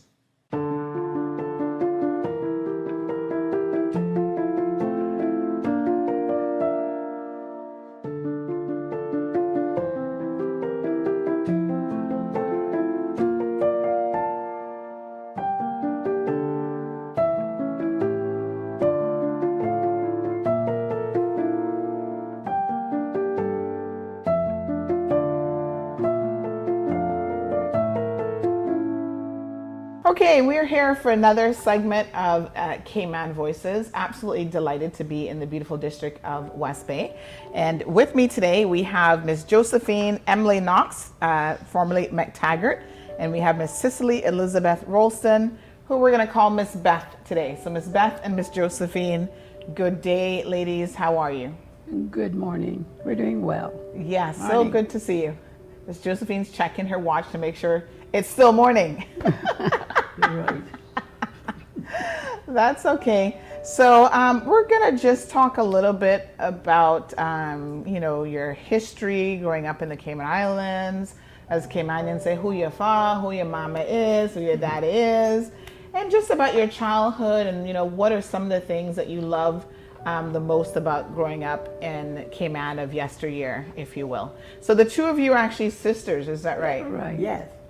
Okay. The oldest one, the youngest one. The oldest and the youngest. Died, middle one. The middle sister died. Three of us. Yes.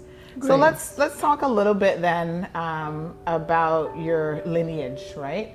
So McTaggart is a well-known name, but what part of the McTaggart clan are you connected to? Who were your parents? I think we're connected to all the McTaggarts. Yes. That came from here, anyhow. Yes.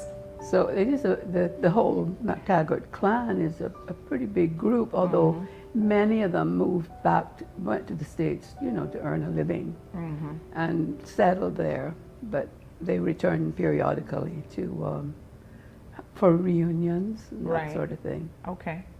So who were your parents then? My parents, Cicely and Fred McTaggart, Mm-hmm. and this is his siblings, Your six of siblings. us. And there were six children. Yes. Right. And tell us a little bit about your mom. Where was your mom from? They were both from here. They were both from Yeah, their Canada. families were here. Okay. Yeah. And they grew up in what area? My dad grew up on Mary Street. Mm-hmm. Right in Georgetown. Yeah, right in Georgetown.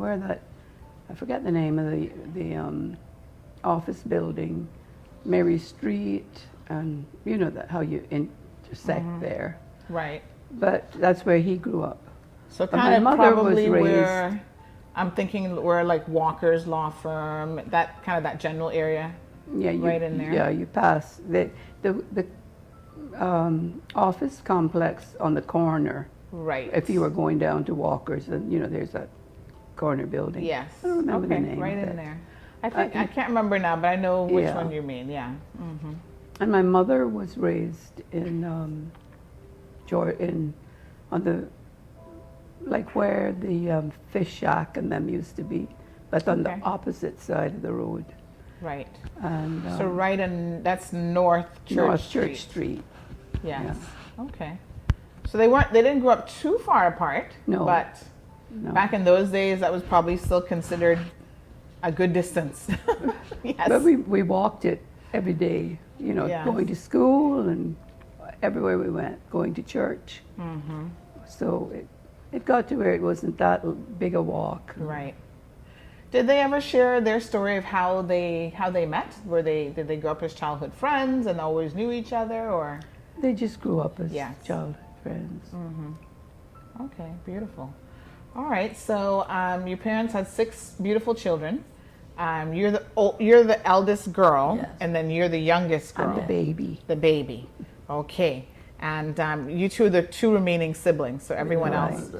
Yeah, everyone else has passed. Wow. Yeah. That's amazing. So tell us a little bit about your siblings. You've got a photo there of the brothers. You had 3 brothers and 3 young girls in that photo. Mm-hmm. Right. Yes.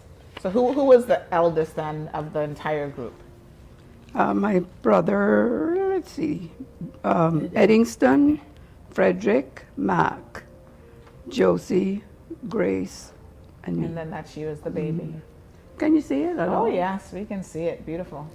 So we grew up in a very happy home. Mm-hmm. My parents, or Daddy particularly, was very involved in Elmsley Church. Right. So our activities sort of revolved around the church stuff, you know.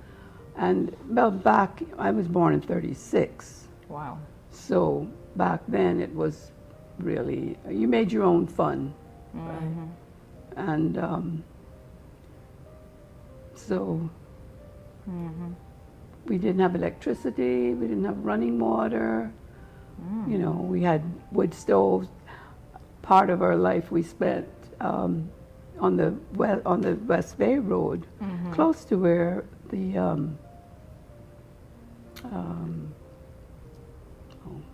Weston would be, I think. Okay. All of that was wow. just, that was just trees and shrubbery and all the Yes. way down. But Daddy had a little car we called it a rumble seat. Okay. And so every few weeks we would have to drive down the road, chop the the trees that were good for cooking with it. It made good coals, I guess. So we had to do that, and then we'd take it home, Daddy would chop it up. That's how we cooked for quite a long time. Yes. And then my brothers went to sea to start off with. That's how they earned their living. But one finally settled in New York, and he encouraged the other two to come and work there.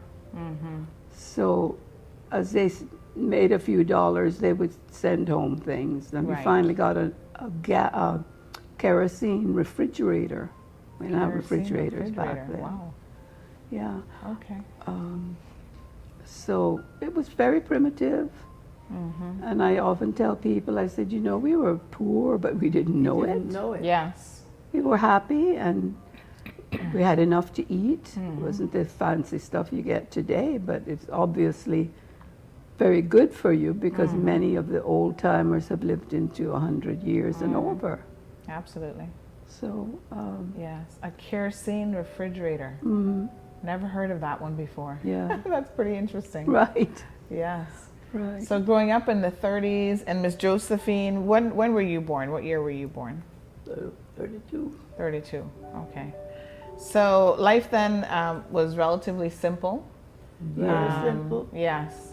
You talked about having to make your own fun. So what sort of toys as children would you have had access to? You don't have to hold those up the whole time. Okay. I don't want your arms to get tired.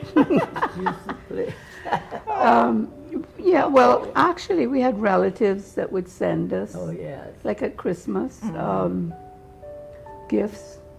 And us Mother lovely would things. let us play with them for a certain length of time, Right. couple weeks, and when she thought we were tired of them, she would put them away and keep them for the next, till we needed something to play with, and then she'd bring them out. And so I had toys actually up until not too long ago that she had saved, and they were in excellent shape. Wow. Yes.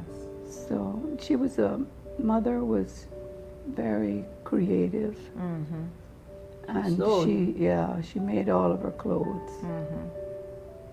And our relatives would send us gifts, but basically she made our clothes. Right. But like going to school, we walked to school.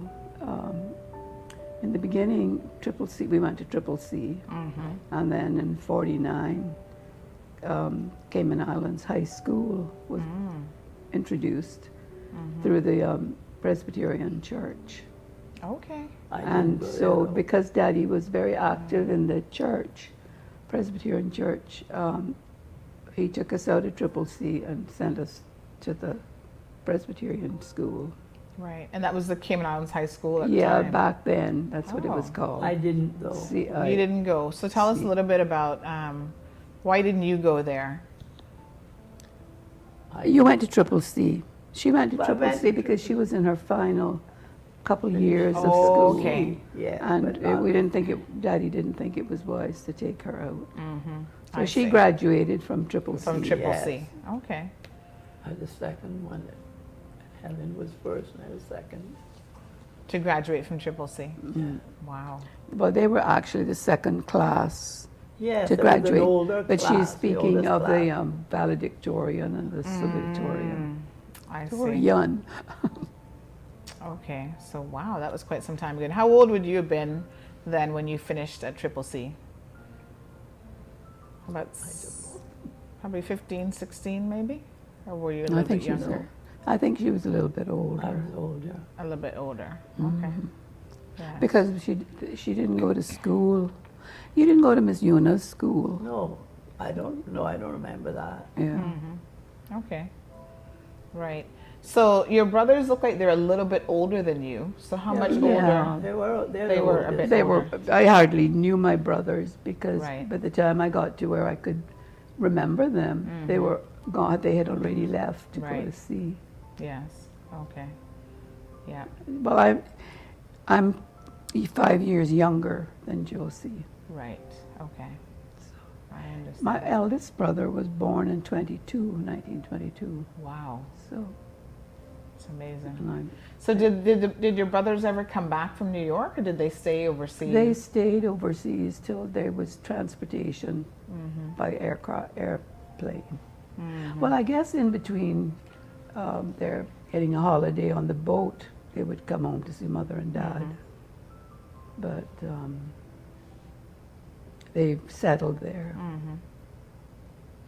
That's very interesting. Yeah. So as young ladies then, what were the expectations of you growing up? Did you have chores that you had to do in the household? What was that Oh like? yeah. Yes. Oh yeah. They used to have to be When we came home from clean. school, we had our chores. My mother garden. She had a little garden of vegetables in the winter months, not the summer. So we'd have to pump the water from the well and take it down to where the plants were and water them. Right. And other chores, but that, I guess, was we had to rake the yard and things like that. And Help you to learn keep the how to house. cook all of the favorite recipes I didn't learn to cook them very well because I married Frank. Okay. And he was from America, and I fixed more of the American food for him. Ah, okay. So he But of didn't course, mind. No, he loved Cayman food. He absolutely loved Yeah. it. Yeah. Yeah. But it wasn't something we had real often. Yes. Okay, wonderful. So when you were finished with school, then what did you do at that point? Did you, get married right away, or did you get a job? What were the opportunities available to young ladies at that time? I was on a job. I did go to a job. You worked for Marion's company. Not Mar. Yeah, Marion. Mr. Ori and all of them. Yeah, but I can't remember who the person was now. Who the first one was. Mr. Ducan, you Oh, were. Mr. Ducan, yes. Yes. Yes, he was my boss, so to speak. And what sort of work was that then? Well, I was secretary. Okay. Yeah. Beautiful. The late Sybil McLaughlin taught us shorthand and typing. Okay. So I went to work too. Yes. Now, when you said she taught you, was that in a formal school setting? Or? Yeah, at the Cayman High School. At the Cayman High School for you. Okay. All right. And then you went into She was secretarial. a wonderful lady. Yes. Yeah, absolutely. And then my one of my aunts took me to the States and let me stay for a year. And when I came back, I started to work at Seaview Hotel, which the Rolstons owned, along with my uncle, Dr. McTaggart. And then the Rolston's son came home from the service. He was in the army, and was going to stay 2 weeks, and I think he stayed a year to help them in the hotel. And over time, we got together and got married.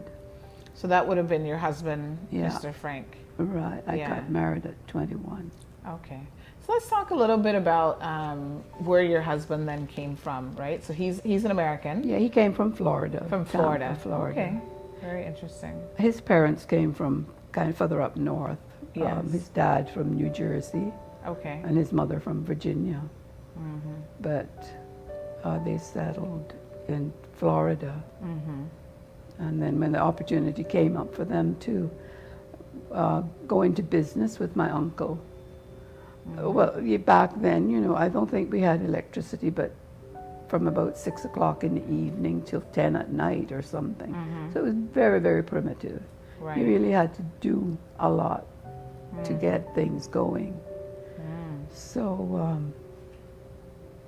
I lost my trend of thought now. Yeah, you were just sharing how your husband and his family So came to Cayman. that's how they Right. ended up coming here. Right. So they heard about this business opportunity to. Yeah, well, they knew my uncle, Dr. McTaggart, because he was friendly with the Websters, as Shirley was telling you.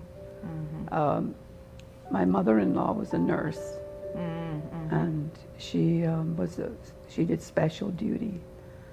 And one of the doctors that she worked with said, Dorothy, I have a lady that I don't want anybody else to look after. You have to come and take care of her.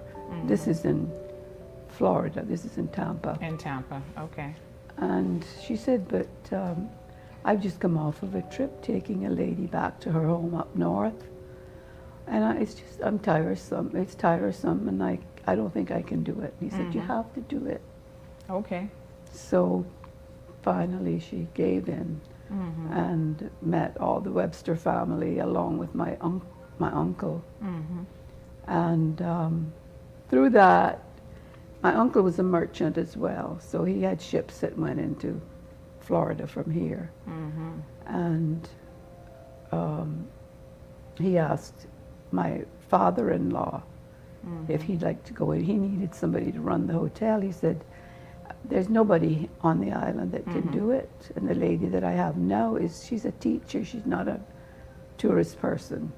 And this was definitely for tourism. Right. So they came down, they saw the primitive island, but it was beautiful. And they said, well, I guess we could try. So they sold everything they had. Oh, wow. And moved here to Cayman. And that's the beginning of my association. The Rolston clan came from the Tampa area. Yes, very interesting. Yeah. It's amazing how we have so many connections all over the world. Yeah, I know. And how people came to and fro to Cayman and just, fate, I guess, brought them here. And all the seamen and everything that went away, that was a shock to them. To go leave this little spot. I know it was a shock for me. The first time I was 17 when I left here, first time. Right. I couldn't believe it. When the plane was landing and all these lights, I thought, Lord, what is this all about? Yes. And where did you go for your first trip? I I had to go through Miami. Okay. My brother was visiting at the time, so he took me to Miami. Okay. And we overnighted with a friend. And then he put me on a plane to go to Texas. Oh, wow. And the funny thing is, I tried to be so, like I knew so much. I mean, I didn't want to act frightened. Yes. So I was putting on this good show of just being very calm and everything. I had to change planes 3 times. And so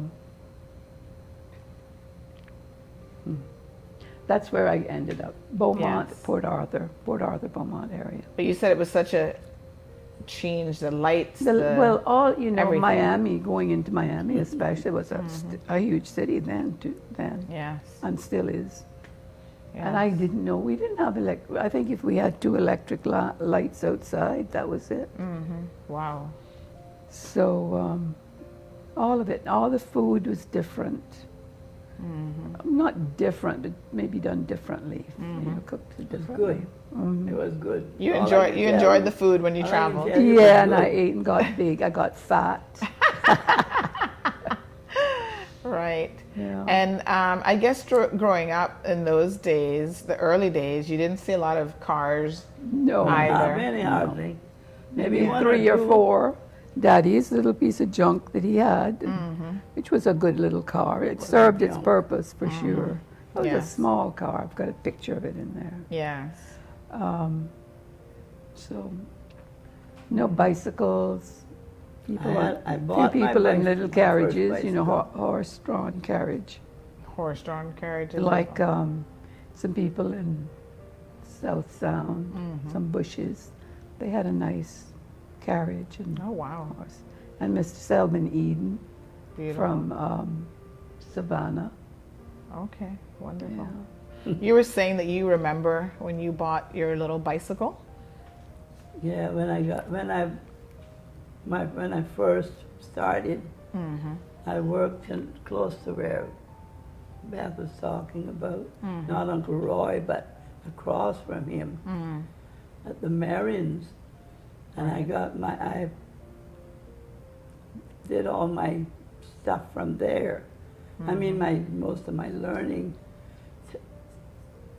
I would do dictation and things like that. And then it wasn't too long while I was there that I met someone by the window looking up. That was my first husband. Well, he wasn't a husband yet, but he was admiring you through the window. He became it quickly, yeah. Yes. And I met him, and it wasn't too long then when we got married. Right. He's from Cayman, Buddy Cole. Okay. Yes. Well, his name wasn't Buddy, but that's what they called him. That's what you Buddy called Cole. him, his nickname, yeah. Yeah. Okay, beautiful. So, and from then, I got married, yes, and then we moved.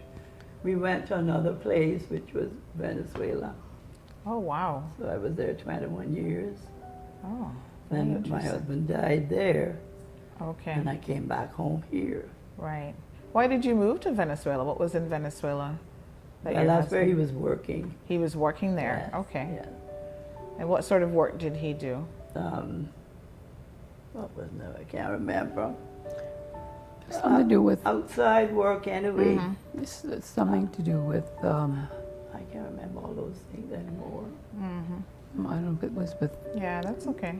So his job then took you to Venezuela. Yeah. And you stayed there for 21 years? Yes. Wow. And then So he you were died, fluent in and Spanish for sure. No, I was No? learning, of course, but I didn't get She's as good as it should have been. Okay. I should have been, you know. But what she spoke was perfect Spanish, even though it wasn't. I mean, it was. You knew a lot of Spanish. She could rattle it off, but no, she doesn't remember a lot. Yeah, of it. that's okay. Me gusta mucho el español. El español es muy bueno. Es muy buena, Muy yes. bonito. No problem. Go So, ahead. life in Venezuela, what do you remember about that time? Oh, it was wonderful. Yes. After I got to like it. Yes. Because it was different. I had to know it. I went all over Venezuela. Yes, and I'm sure And in it was those beautiful. It was beautiful. It was beautiful then. I can't tell you how it is now. Yes. But it was beautiful then. Absolutely. And in those 27 years, you had children? I never had any children. You never had any children? Okay. And that's terrible. That is terrible in a way. Yes. Because Buddy wanted children, and we don't understand these things. I Yes. don't understand them. Yeah. But we didn't have any. You didn't have any children. Okay. So it was just the two of you then living in Venezuela. Did you work while you were in Venezuela? I worked too. I worked there too. Yes. Okay. Then very good. then my husband that was there, he got sick and he died. So I Okay. got back. I left there and came back to Cayman. Yes. And then I met an American here. And then we got married, and he took me to the States, in the States then. And that was 33 years. I was in the States 33 Wow. years. Yes. It was only 21 and a half in Venezuela. But in the States then it was 33 years. Okay. So And what part of the States did you live? all about. All about, But okay. I loved upstate New York. I Beautiful. do love it very much. Yes. It's beautiful. Yeah. She lived in Ohio. Yes, I lived in Ohio. Okay. Barb and Roy were there. Yes. And Michigan and New York. Michigan also. Beautiful. And your second husband, what sort of work did he do? What did he do? I don't remember. He worked He with was one of the companies. I don't know if it was Hunt's. The manufacturers of the, Okay. all that food. I think it was the food. It Yes. was. Okay. Very good. I'm forgetting things. No, that's terrible. okay. When you get old and decrepit, you forget. That's okay because you're now 90. 90? Going on 91. Going on pretty soon. 91, yes. Yeah. Well, you're allowed to forget a few things along the way. We forgot a lot. That's okay, that's okay. So, and did you continue working all those years? Like when you were in the States, you also worked yourself, or did you? I didn't work, but I did. It wasn't work, but it was Volunteer. volunteer stuff. I did a Okay. lot of volunteer business there. Yes. Okay, beautiful. Right, but I didn't do Yes. normal work. Okay. Well, that's good. Everybody needs good volunteers, that's for But sure. there were places that are beautiful over in that area. Wonderful. And then Put you've a little moved. water. Yeah, that's okay. And then you've moved back now to Cayman. But how many years it was that? I can't remember. Nearly 10. She's been back nearly 10 years now. Wonderful. And the two of you live together? Yeah, she lives with me. Wonderful. I So know that's- she'd like to throw me out, but she don't know what to do with me. I threaten her with the fines if she gets out of hand. But how wonderful is that? You, the two remaining siblings, and You get to spend every day with each other now? I mean, that must be so nice. Well, we don't have any problem.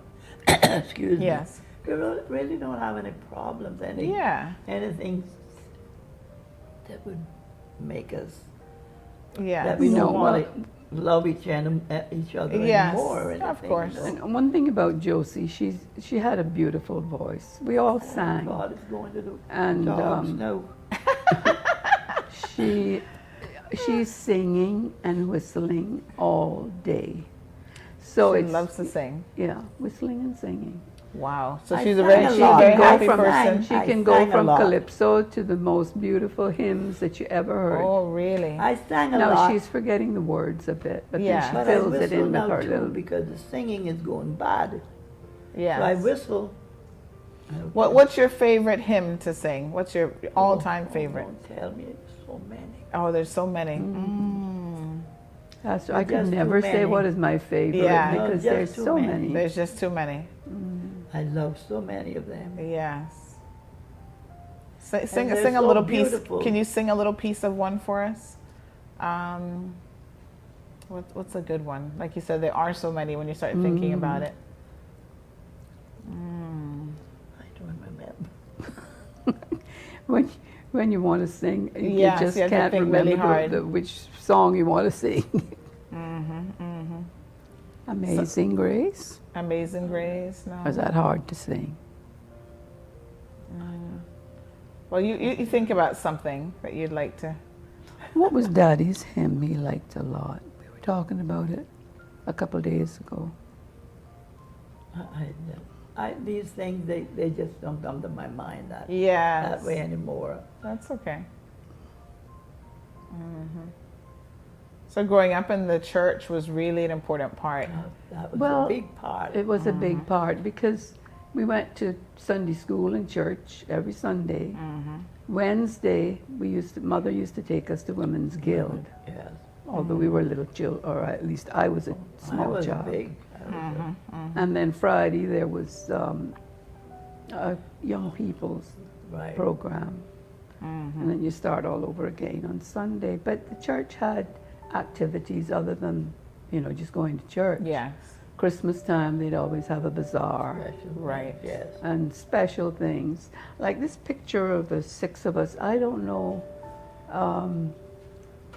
what the occasion was. Yes. But I know they had what was called fancy dresses. You go into a fancy dress thing, whatever the. Yes.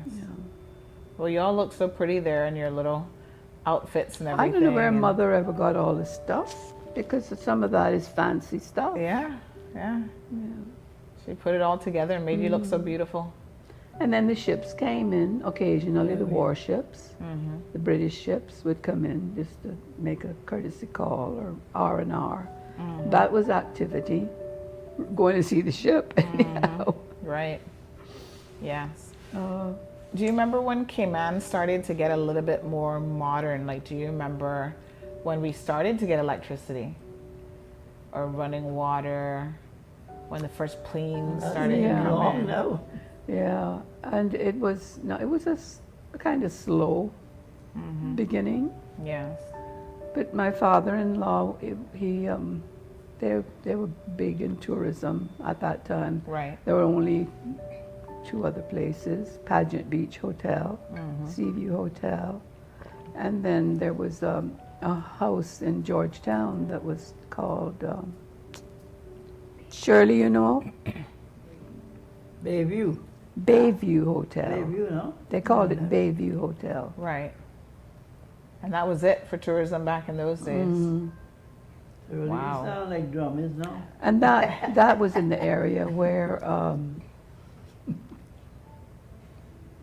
South Church Street and Shedden Road intersect. The intersection there. Okay. Wow. Yeah. So you've seen a lot of changes over the years. Yeah, and we did a lot of swimming, walking in the afternoons after supper and all. We would take a walk, meet up with our friends, and just continue to walk. So beautiful. It was safe. Nobody bothered Right, you. that's the thing. It was safe. And we had wonderful friends all in Georgetown area that you could walk to. Wonderful. And of course, when we went to school, we met new friends. Absolutely wonderful. But what my father-in-law used to do when I worked there, to help to attract people, I guess, because back then, you know, postage and stamps were kind of important. People wanted to collect. So when he would package up the brochures to be sent off, he would put make up the amount that it's supposed to be in all different denominations of stamps. And people absolutely raved about it. I didn't know about that. Yeah. So they loved seeing the stamps of like Cayman stamps, and it made them curious about what the Cayman Islands was all about. Yeah. Yeah. I was a stamp collector too. Oh, were you? I used to have a lot of stamps, get them from all over the world. I know. We have tons of them here that just packed away. Beautiful. And so you worked in the hotel with your in-laws as well? Yeah. Yes. Okay. Very nice. So tell us a little bit about what that was like. It was interesting and it was nice because people came into lunch, would come into lunch. They had a nice dining room, and Miss Rosabelle Bird was a cook. Rosabelle and Bird. she could cook. Everybody loved her. So the people that worked in town, in the offices, many of them would come in for lunch. Okay. And, in the evening, sometimes, at one stage, they did like not square dancing, similar to that, I can't remember. Then an evening that people would, you know, ask if they could come and do this dance, practice this dance. By then, there were people coming, I guess, a little bit from England and other areas, Jamaica, to teach in the schools, and the younger people. And there was Girls Guildry back then, and not Girls Brigade as it is today. Okay. They would teach us different things. Yes. And my in-laws would, some evenings for the guests, they would show a movie, a local movie that a man by the name of Bob Fuller put together. And that was to entertain the guests, with nothing else to do. And there were a few bars, and the beach club opened up. What was the beach club? Okay. The Hatches Right. built. There was something beginning to function, I guess, by the mid-60s. You could see more people coming to the island. Right. Okay. Beautiful. Of course, a lot of the tourists that came in the winter because of the temperature. Right. And then the summer was slow. The summer was a bit slower. Yes. And so people would enjoy your singing so much, but I understand they'd stop and visit with you and just sit on the porch and listen to. Yeah, we had a swing on our front porch along with a bench and a couple of things. And anybody that walked by would either stand up think and it's up on the listen to floor us, there. and my mother would tell him, "Oh, you can come up and sit on this porch." Wonderful. But yeah, we sang. We had to do something to entertain ourselves. Oh, we had a good life, a good young life that it wasn't crowded with some of the things like they today. Much simpler, but nice. Yeah. Yes, beautiful. So, Miss Beth, you have a few children of your own. Yep, I have 3 children. Okay. Shirley over there, Sharon, and Frank. And I have 3 grandchildren. Okay. Haley, Hunter, and Catherine. Beautiful. And so what would be, as a mother, what would you say gave you so much joy raising your own children? Oh, well, it was always a joy. We had our little squabbles, and they didn't like when they were disciplined or anything. But I guess I had with my parents and Frank's parents, there were a lot of things that they would do with them, you know, particularly Frank's parents. My parents didn't. They were always teaching him about God and the Word of God. And Mimi and Fafa, who they called Frank's parents, did a lot of things, take him out for a drive or do things with them in the early days. And then it got to where we would go to Virginia for several weeks in the summer. Right. And it's always something to do. Yes, yes. Beautiful. Very nice. Now your parents, we have a picture there of the two of them. They were married for a really long time. Yeah, I think they were married in 1926, could it have been? Daddy was born in 1892, and my mother in 1894. Wow. So that's 6. She must have been about 20. Yeah.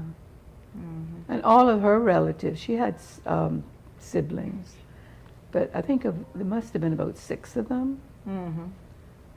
They all moved away to Mostly earn a Texas, living. I think. Texas? Yeah, in Alabama and around there, where the boats used to go in. So that's what Daddy did. And after they got married, she said, "No, you have to find something else to do instead of going away all the time." So he quit the ships and he was a handyman. He could do anything. But he was basically a carpenter. Right. And he helped to build like Seaview Hotel and other places. Used to cut hair and everything. Yeah, and one or two old ladies that lived when I was small. Right. He would go and cut their toenails. Oh, wow. Yeah, some of them would be curling, they would be so long. Oh, my goodness. And that was one of his Sunday jobs. Yes. Not every Sunday, Yes. but as necessary. Oh, wow. That's very Daddy interesting. he could do anything. Yeah. And back in those days, I suppose you did whatever it took. Yeah, right. You had to, whatever you could do and had the urge to do, you could do. That's fascinating. But I was saying my mother's siblings all left the island but her. I guess because she was in love at the time or whatever, but she never moved away. She lived here all her life. Okay.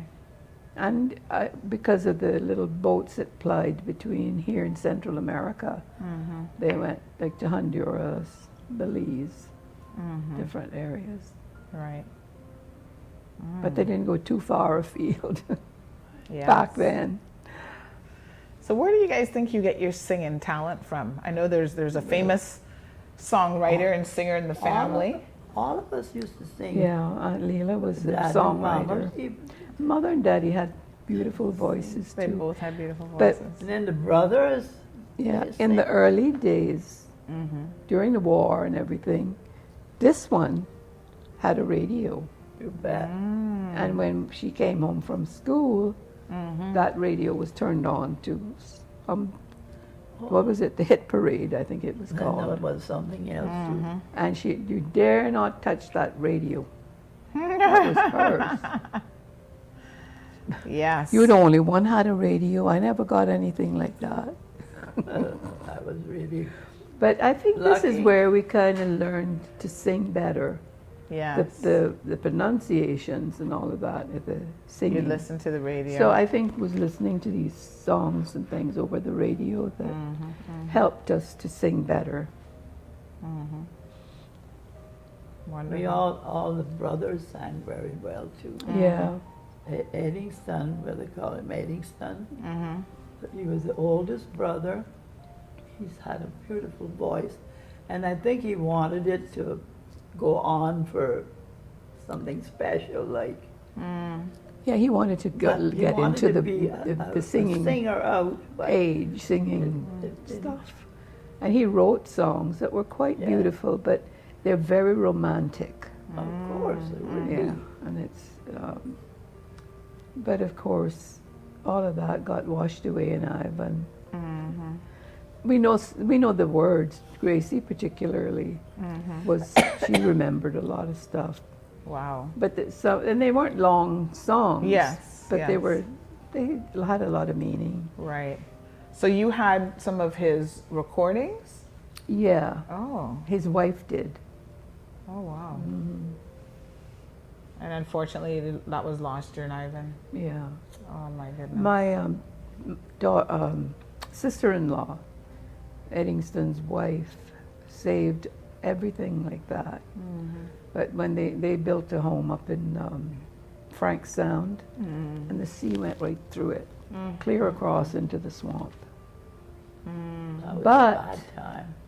when they were getting ready, when they were cleaning up, there was a huge, big pile of sand, and digging it up, and doing whatever they had to do. There was the Bible in the middle of this heap, which is amazing that it would have survived. And it was still in pretty good shape. Yeah. Wow. So you got multiple songwriters. You're just mentioning Miss Leela. Yeah, Aunt Leela. Yeah, she was your aunt. Oh, she wrote so many things. I don't know how she could think of the things she wrote about. And so she wrote our national song. Yeah. At every occasion, she wrote a song. Everything. The ships came in, she had a song about it. The airlines came in, she had a song about it. That's how she expressed herself, was through writing music and yeah. And she lived on the waterfront. Yes. I kind of think I can imagine her just sitting there looking out on the ocean and these words just flowing into her being mind. inspired by that scenery. Yes. Beautiful. Yeah. Yes, that's so wonderful. Cayman is so built up now, you see. It used to be just a little island with one or two things in it that are a little different, but today it's all got so many buildings. So much. So I'm told that you can sing New York and you can give us the full orchestra version. You think you might be up for New York? Yes. That's me. Shirley must have done that. She's feeling a little bit shy today. How about Yesterday, All My Troubles? Oh, I love that. Yeah, give us a couple lines of that one. Why not? Come on. Not easy to sing, no. Don't be shy. Take your time. Yesterday, all my troubles seem so far away. Now it looks as though it's here. They're here to stay. They're here to stay. For I believe in yesterday. Suddenly, I'm not half the girl I used to be. There's a shadow hanging over me. Yesterday came suddenly. Why he had to go, I don't know. He didn't say. I said something wrong. Now I long for yesterday. Yesterday, love was such an easy game to play. Now I need a place to hide away. I believe in yesterday. I believe in yesterday. I love that song. I just love it. Yes. Yesterday. Oh gosh. Sounds beautiful. But if the voice was a little prettier than it is right now, I could sing it better even. Yeah, no, that's okay. I can see that you have a lot of passion for music, Oh, and I do. certain songs take you back maybe to a certain time in your life. Yeah. I was a happy person. A happy person. I've had times, I guess, that a little bit of sorrow now and again. Yes. But most of the time, I'm still a happy person. Yes. Well, of course, Charlie would say things wrong about it. Well, you seem to have a really good sense of humor as well. Well, of course. Oh, yeah, Yes. she's been a humorous person. Yeah, that's wonderful. So we're gonna prompt you again to see if we can get you started with New York. Keep staying in New York. Da da da da da. Da da da da da da da da. In old New York. Oh, it's not good now. Da If da I da can- da da. Da da da da da. Da da da da da da da da. In old New York. If I can make it here, I can make it anywhere. It's up to you, New York, New York. Doggone it. Hit the bum. Ah, beautiful. You hit a high note there. Absolutely gorgeous. It would be good if I Yes. wasn't broken to pieces right now, my throat. That's okay. Absolutely gorgeous. Wow. I can see why people wanted to stop and listen to. Anything Yes. else? Yeah. Anything else? I'm trying to think of a good maybe a good hymn that you might elicit some memories for you. My eyes are running. But as I'm you not say, crying, but my eyes are running. Oh, okay. Old folks do that. Yeah, that's okay. I'm old, you know. Yes, well, we know so that's many. We know so many old hymns, and now nothing is. yeah, it's springing to mind. how about How Great Thou Art? Is that one you might remember? Oh, When was something I- biting. When I'm not sure.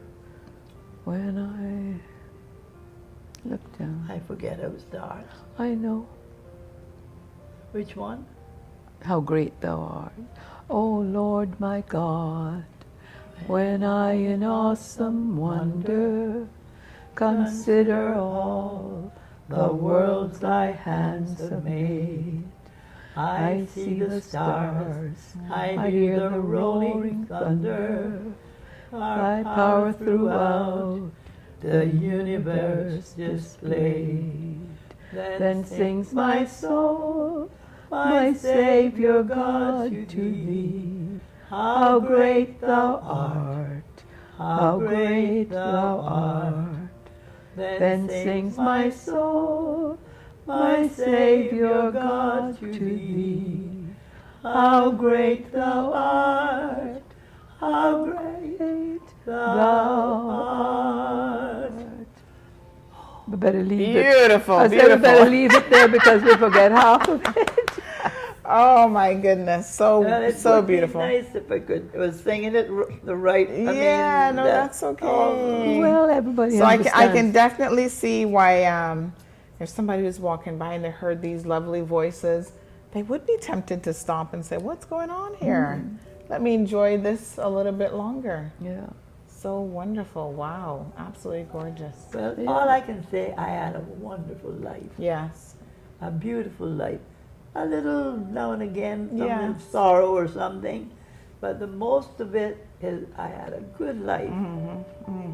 Mom and Daddy were good to us. They treated us good. They taught us well, and I think it stayed on us. Yes, you know. absolutely. Very beautiful. Yes.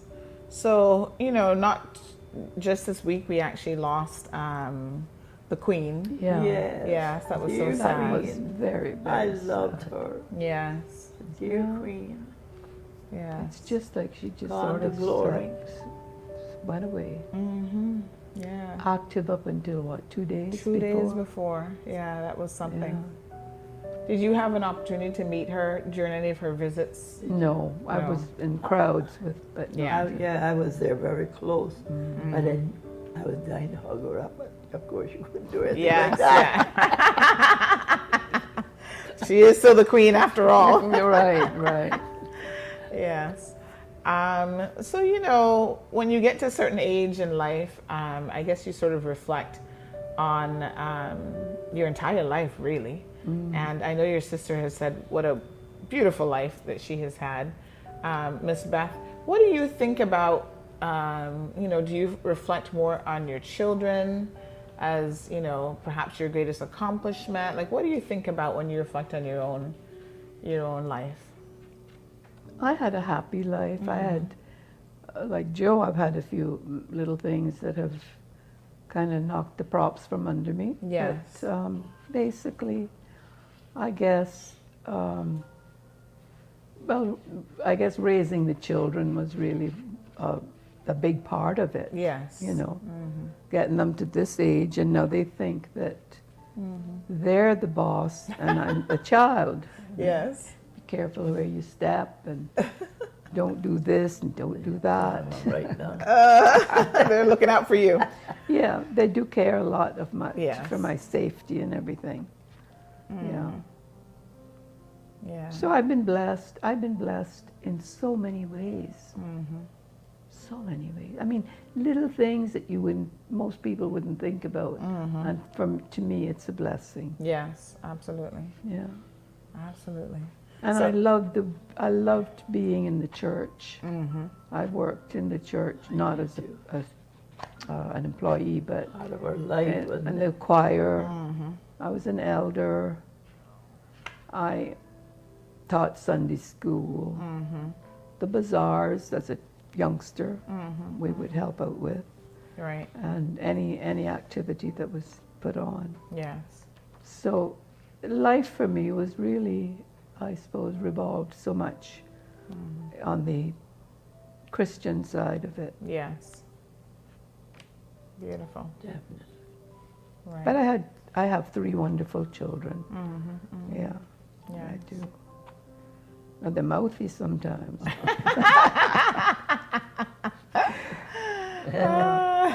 I thank God. Okay. I thank God for them every day. Yes, absolutely, absolutely. And what do the two of you spend your days doing now?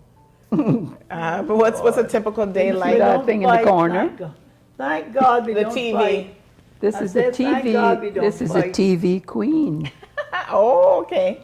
That's going from 10 o'clock in the morning No. till 10 o'clock at Don't lie night. about things you have. Give us the papa. Well, Jo doesn't. She's has a, she doesn't walk very Okay. much. She has Yes. a walker, Oh, well. so she has to be very careful. Yes.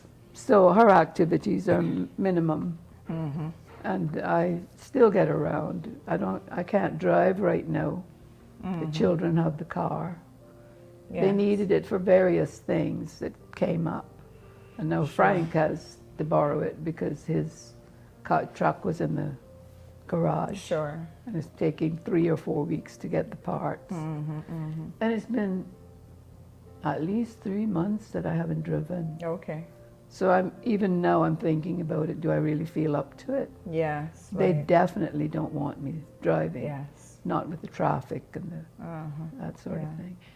But you still do a little bit of gardening club. I've seen you at cooking class. I like to go to the garden club, but I can't do a lot of the activities that they do, but it's a nice outing. Yes.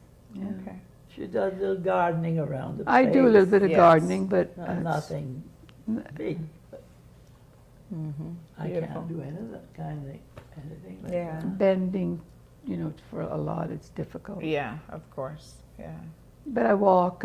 Sometimes my helpers will take me for a walk down the street, up and down the street, and I was taking physio, which I think helped me. But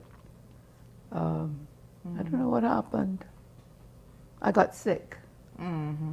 I think I must have had COVID, but all of my tests were negative. So after 5 or 6 days, I said, "Was this strange?" But I did have a little bit of sore throat and runny nose, and tired.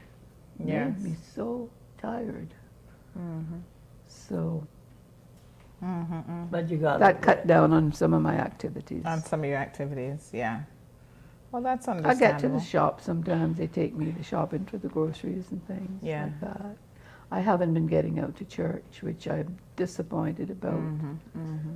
But living here and the children in Georgetown, it's up and down to pick me up and then take me back. It's a lot. Yeah. So I've been told to ask you about some pumpkins. Do you grow pumpkins? We didn't know we were growing pumpkins. Oh! Yeah, my gardener at the time just planted some seeds out. A little Filipino guy, wonderful. Okay. And he did my gardening. So down in the back, it's a swampy area, only if we have a lot of rain. Right. If the water will come up. But oh, beautiful. He planted some seeds, and then he left the island because he was rollover. Okay. And Sharon's helper came down one day, and she was wandering around in the backyard, and oh my goodness, look at this. And there were 7. 2 of them were massive. One weighed 47 pounds. Oh my gosh. And one weighed 30-something. And then they Wow. kind of tapered down to like 12 pounds. So you had a proper pumpkin And patch. they were the best. Wow. Best. Amazing. So I can't take credit actually for Yes, planting yes, them. yes. But we enjoyed them. Gave some away. A couple of people came by and wanted to buy. But I think one of the last ones I did sell to a man at the garden club. He was desperate. I said, but I don't want to sell my pumpkin. It's going to soon be finished. Mom, I really want to buy that pumpkin. I'd give anything for it. Wow. That's beautiful. Absolutely beautiful. So they were big. They were very huge. big. For me, I've never seen any that large. That's I'm sure there wonderful. there have been. Yeah, wonderful. Well, ladies, thank you so much for spending a little bit of your day with us so we could get to know a little bit about Miss Josephine and Miss Beth and, what you guys have been up to here. I hope we haven't wasted your day. No. We had a really lovely time visiting with you. It's just, this project is all about trying to capture our individual stories, which make our collective history as a people. And it's so interesting that it's like every person I speak to, there are these common themes from certain generations of, people going to sea, growing up. Some of the same things that you've described, I've heard before about growing up poor, but didn't know you were poor. Growing up very simple lives, So Caymanians share a lot. There's a common thread throughout all of her stories. Right. And it's just so amazing to hear it from different perspectives. So I thank you for taking the time to share your stories and a little bit about your family history with us as well. You're welcome.